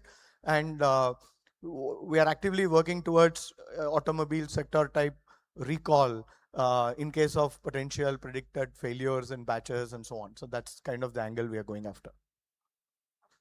See, factories, we are talking about digital twin. Digital twins are the virtual version of the factories where you can track things real time. So how do people, because factories are run by people at the end of the day, you need to create trust within that ecosystem. So how do you do that? Maybe you can go first, and then, because I think that is the human in the loop kind of thing. So how do you build trust? I mean, that's a broad question again. Now the answer is applicable not just in factories, but everywhere else. You give agency. Now, in a traditional factory, in any assembly line, I mean, depending on the criticality of the products that they are manufacturing, there are defined steps that needs to be happening. Ergo, the agency of individuals concerned is within that particular band, and they get specialized within that. And you have built up an entire ecosystem around it. Now, if I take away the relatively mundane tasks out of it, so does that mean that, and that as an individual level, I will feel that, okay, my agency is going away. But in return, if I give you tools to do a better job, to do a different job, I mean, if you go back in history and you look at the manufacturing techniques that have been introduced by Toyota, which have been adopted everywhere, how did they get better? By giving agency. Anybody on the line could pull a plug and stop the line, no repercussions, right? With an AI and with technology, you have many more levers rather than just the line to improve upon it, and then the AI is there to give you the guardrails. Now, technology can do that. What else do you need to do to make it happen within organizations? So how do you reward? I mean, rather than saying that, how do I protect? Of course you are protected, but how do I reward the innovators and the people who want to do more, who want to do better, and who have a much deeper understanding of the touch and the feel of what's going on the floor? Vijay? Yeah, thanks for trusting me with that question. But I think at the end of the day, 95% of any transformation is about people, 5% is technology. Let's absorb and understand that first. The second thing is, when it comes to factories, I think we have a floor primarily of managerial folks. Let's say I implement digitization in your offices and say it's going to improve your efficiency from wherever it is to close to 100%. You will feel tracked. You will feel that, you know what, my every move is being recorded. And, and that's what is happening at the factories. To be honest, we are when we go with digitization, with all the jazz that it would bring, people in the factories, the workmen, they really think that, oh, this is a solution put on me, not for me. I think that's the fundamental shift we need to do. We have taken a very two simple steps right now. We're going to do more. One is definitely we carry them with us from the strategic piece, right? So we have a dedicated AI for safety within our homegrown AI platform called Amethyst. The safety first, value next approach in strategizing digital intervention within factories will give the workman a sense of, what, okay, this is done for me, right? I think the first mental block is that. Second thing is AI is becoming, I think AI doesn't differentiate between, let's say, workman versus a corporate office any longer. Everybody touches, uses AI everywhere. We bring that upskilling empowerment quotient also, and we kind of ensure that they get it. Saying that, look, today you're clueless about what's happening, you're being accountable for so many things, your line supervisor comes and talks to you about all these aspects, you're just a recipient. But now you can contribute to that big why that the company is going after, doing your part very efficiently, and this is how you do it. And you use AI in that, and we have, this year we have taken this uphill task of 6 lakh hours of classroom training at different levels across the company, just on AI. That includes factory workers as well. We have hit about 75% in the journey. I think things like this will give them a sense of having skin in the game to the solution even before we start. See, when it comes to all these, AI has changed a lot of things. We are talking about physical AI, digital twins, which we can track the factories in real time. But, in the real world, where is the largest amount of friction, and where do things scale? Rajiv, you work with companies, enable these. So what are the touch points where things fail, and what is the real world friction that we are not talking enough about? It comes down to what Vijay was saying, the people part of it. And I think AI is still a very new technology. And there are two places where the friction is yet to be fully overcome. One is the expectation. I mean, we use it in almost like a Google in a one-shot manner. I ask it a question, or I want it to do something, and I want it completely done. Now, we don't expect the same thing when you're using a Microsoft Word. I mean, we have to put in the effort. That's the change we need to do. The second part of it is the amount, not the amount. I think the quality of the data that needs to be fed into it, and the way we need to think about how to use it in an iterative, in a recursive manner with just the right context and right data is something that we have to change in how we do things and how we approach to fully utilize it. But I think that those changes are going to be coming much faster than what we can imagine. See, when you started out with the whole transformation journey of your factories with AI systems, digital twins, whatever, even physical AI now, so what were the misconceptions that you had which you didn't know before, and what were the key mistakes to avoid? Yeah, we think tech is smart. That's how you start, right? To say that, okay, let's digitize, what are the top platforms out there, solutions out there, talk to people. It is a combination of people, process, technology. Putting a good tech on a bad process with not so, let's say, chimed in people is like a Band-Aid. One day it will come off, it might not even heal. So I think that's the part which we shouldn't overlook. Second thing is the human element, and we keep reiterating that. You talked about scalability. Technology scale. We do cloud-based modularized approach to our platform. Our Factory 360 scales within a second across our factories. We built a module for our motor solutions plant at Shirwell. We are already ready within a couple of months to scale it across an entire country. But human aspect doesn't scale at that pace. It takes time. The problems are different. Simple as production monitoring in one factory might not even be relevant in my next factory. So how do I address that? I think that sense of even utility management. So we are a very sustainable focused organization. We look at power consumption, all types of utilities consumption. We kind of in our factories we have We have established about 30% optimization already where we have digitized. But even there, I think the question of what do you need with utilities and what do you measure, we are trying to push the boundary going into green co-certification and so on, which might not be the apparent need when you start with. So have a very agile mindset when you approach, have a modular thinking, but then keep reiterating the fact that at the end of the day, the last mile is people. Scalability of people is very critical, so focus on that. That human-centric approach, safety-first approach, those are all aspects we learned and we kind of picked up on through the way. You know, to end this with, so maybe 5 years, maybe that's a very long time. In the age of AI, 5 years is too long a time. Maybe a few years from now, what do factories look like? We are talking about the topic is digital twins and physical AI. So would we see the humanoids running the factories, which is humans switching on the machines? How does it going to look like? Okay. 2030, one, when you walk into our factory, you don't do it physically, you do it virtually. So we have created virtual tours already of a couple of factories. We are impregnating Factory 360 data onto it. I can monitor right now on my screen and say, here are my 30 factories. This is what is happening. So that's how it will be. End-to-end traceability, like I said, which we don't have today, right? From demand forecasting to my production plan, raw material, all the way to the finished good across the 14 businesses that we run. That's definitely going to be. And third one is a very AI-empowered workforce. You said humanoids, yes. Humanoids augmenting the work of my workmen. That's how we definitely look at it, either for their safety or, and then a very conversational first. I think we are getting into, I don't know the last time when I did a Google search on anything.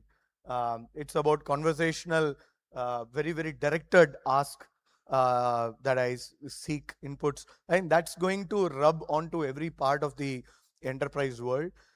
When my asset, I will talk to my assets. My asset says I'm going to go down with 80% probability confidence level in 2 weeks. And I ask, why do you think so? And then asset talks to me. I think we already done that, but not everywhere. So that would be the, let's say, more than 80% of the situation by 2030 when you walk into any of the Godrej factories. That's our dream vision. Rajiv, I have a little tweak to that. So you've been working in this space for a long time, and where are we now? What would it actually take us to reach there? Do we have that capability right now? Yes, we do. I mean, we live in we live in multiple time zones. I mean, we have capabilities where we have completely dark factories that are completely operated autonomously with no human involved. The only human is like, they don't even need to, the lights are not even on. It's completely dark. That's the factory floors that operate in today. So from a technological perspective, we are there. From a broad societal perspective, we are going to get there. And when I say we are going to get there, the idea of a factory, of this big thing shed out there that's out there in this manufacturing bulk goods will still stay. But just like we have seen examples in other industries, so for example, chip manufacturing can get very bespoke because you have design houses, you have foundries, and the cost of manufacturing a chip is going down. The same concept or similar concepts are very well applicable to factories also. You can make a bespoke factory which can manufacture bespoke tools, techniques specific to your needs. And that can continue ad infinitum. And we probably may get there. I mean, that's one view of the future. And where the people aspect of it is concerned, you are going to need people to do the modularization. You are going to need people to provide the context, to make sure that the things are coming right or not. So in the sense that you have now 5 people working in, now you have one factory with 100 people, it may very well be that one person is having 5 factories. So the model can flip on its head. Unfortunately, we wouldn't be able to take questions because our time is up. But thanks a lot, Vijay and Rajiv, for your insights. Thanks a lot. Thank you, Swati.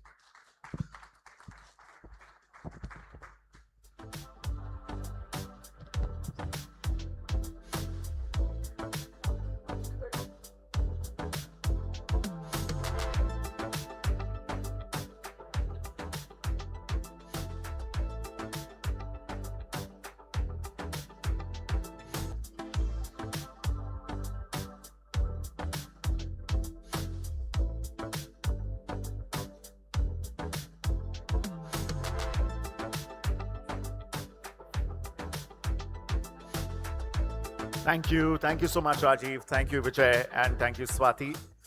Moving on, I promise you this is the last panel discussion before lunch. Can't help it. We are extremely hungry for knowledge as well. So up next is a panel on monetizing data moats, population scale AI. May I please invite on stage Ravi Saraugi, co-founder of Uni4, Shravant Aluru, co-founder and CEO of Avatar.ai, moderated by Vaibhavi Khanwalkar of ET Tech. Vaibhavi, I'm going to request you to keep this under 10 to 12 minutes, please. Thank you.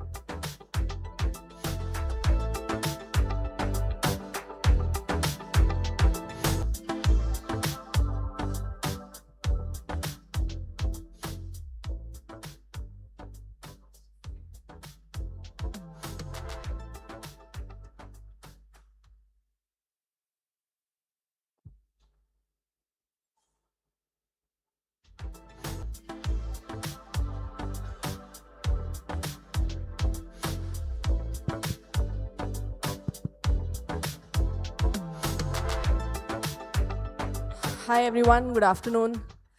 I realize that this is the session that stands between you and lunch, and it's not a responsibility that we are going to take lightly.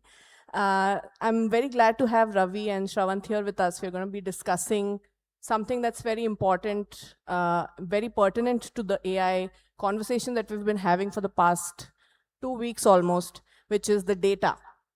And let's jump right into it, Ravi. I will start with you. With Uni4, you deal with a lot of unstructured conversational data. So what's the difference between a data moat and a data dump? First of all, thank you for having me here, right? And to Vijay, it was not his session, that is the last one. It's ours. To cover all these points that we discussed earlier within 10 minutes, it will be tough, but I'll try to keep it crisp. We talk about a data dump and a data moat. I would like to sort of bring up 2 points and draw an analogy here. When we construct a building or a bridge or something else, right, we have a lot of material which is lying around. Sand, cement, and other things, rods, etc. As those are lying around in an unstructured fashion, that's effectively a data dump.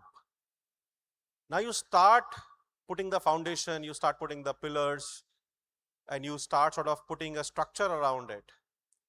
That takes shape as data moat. And the more aligned it is, the more knowledge you extract out of it, time and again, building one floor above the other, then the third, then the fourth, that becomes your data moat. The whole idea here is to figure out how do you convert a unstructured data like audio, like video, like handwritten notes, images, etc., and put a structure to it where you can extract knowledge out of it. And as you do that slowly and gradually based on use cases, based on the verticals that you're working on, and enable business outcomes through it, that becomes your data moat. And it has to be built over a period of time, slowly and gradually. As you keep pumping more data to it and train it, that becomes your moat.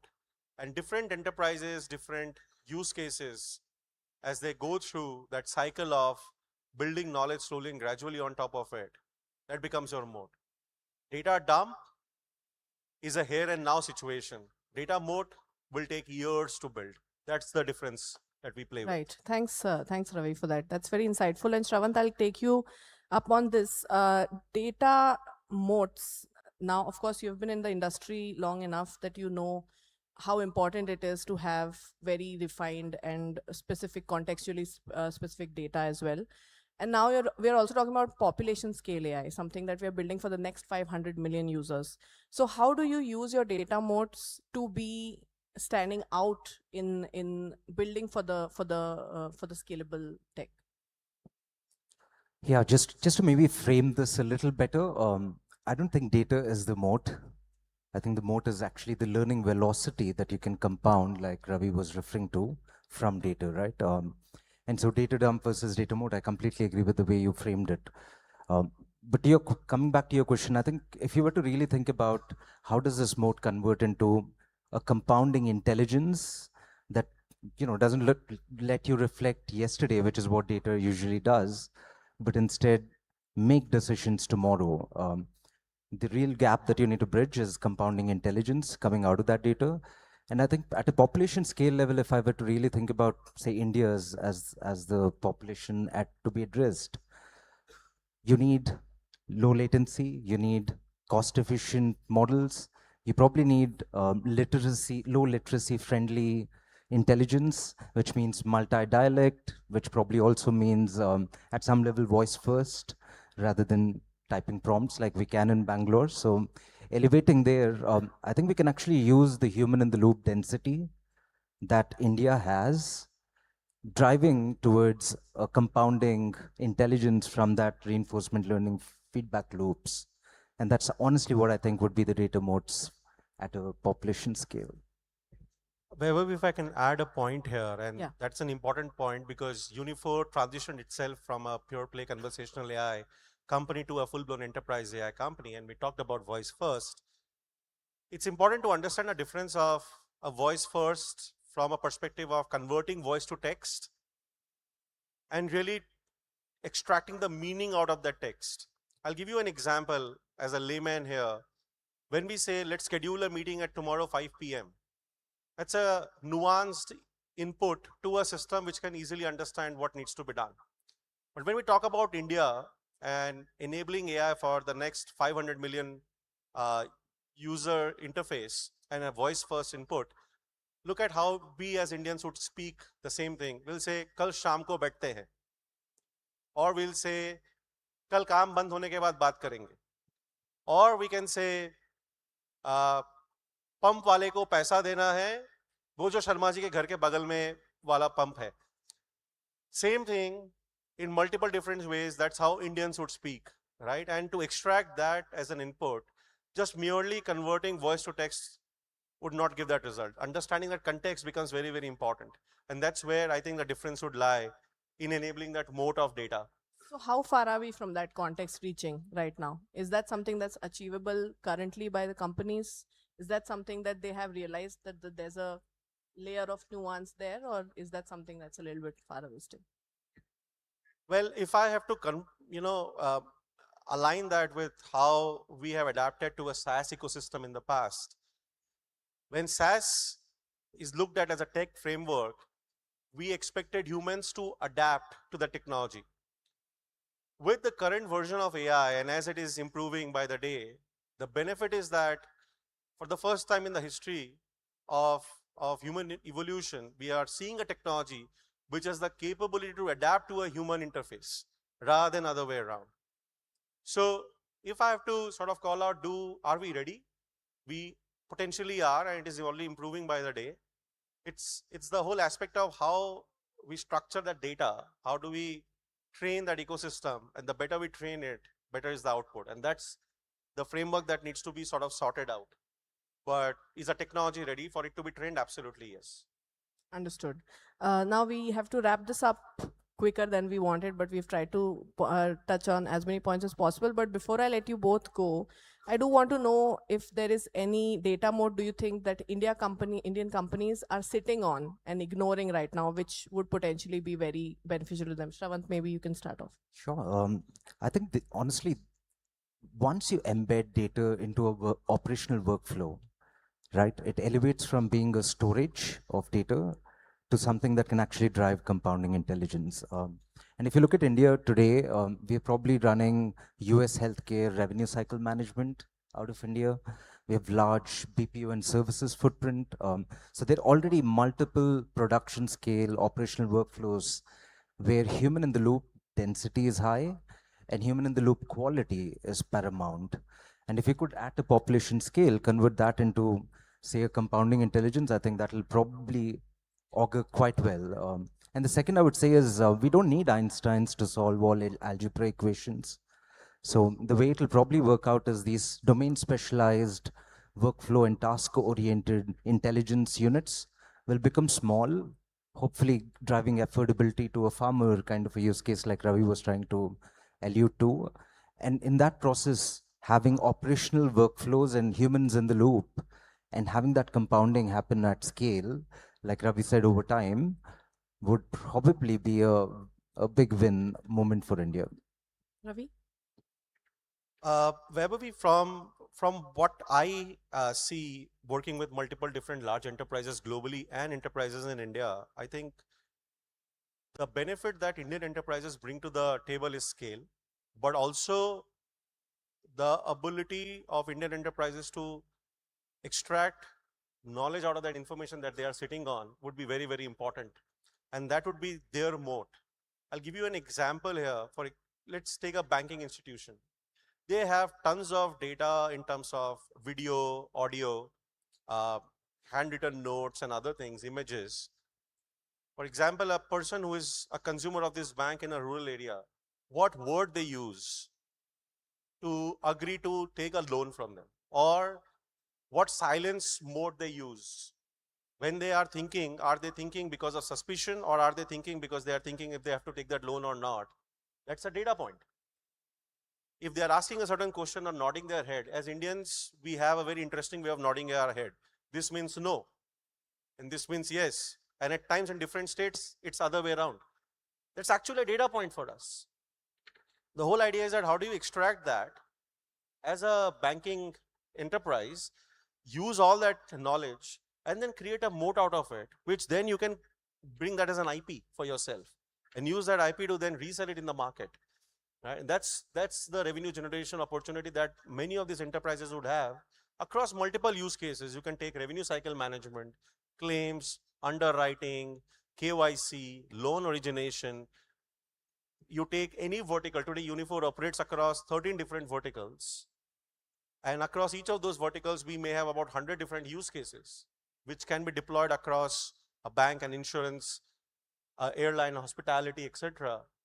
And those are the areas where all these enterprises can actually come up with their own IP on top of our platform. And that's the play that Indian enterprises will have for the next 500 million users that they operate with today. Great. Thanks, Ravi, for that. And thanks to both of you for taking out the time today. I'm sure the short discussion was more insightful for the audience as well. Thanks a lot. Thank you. Thank you. Thank you.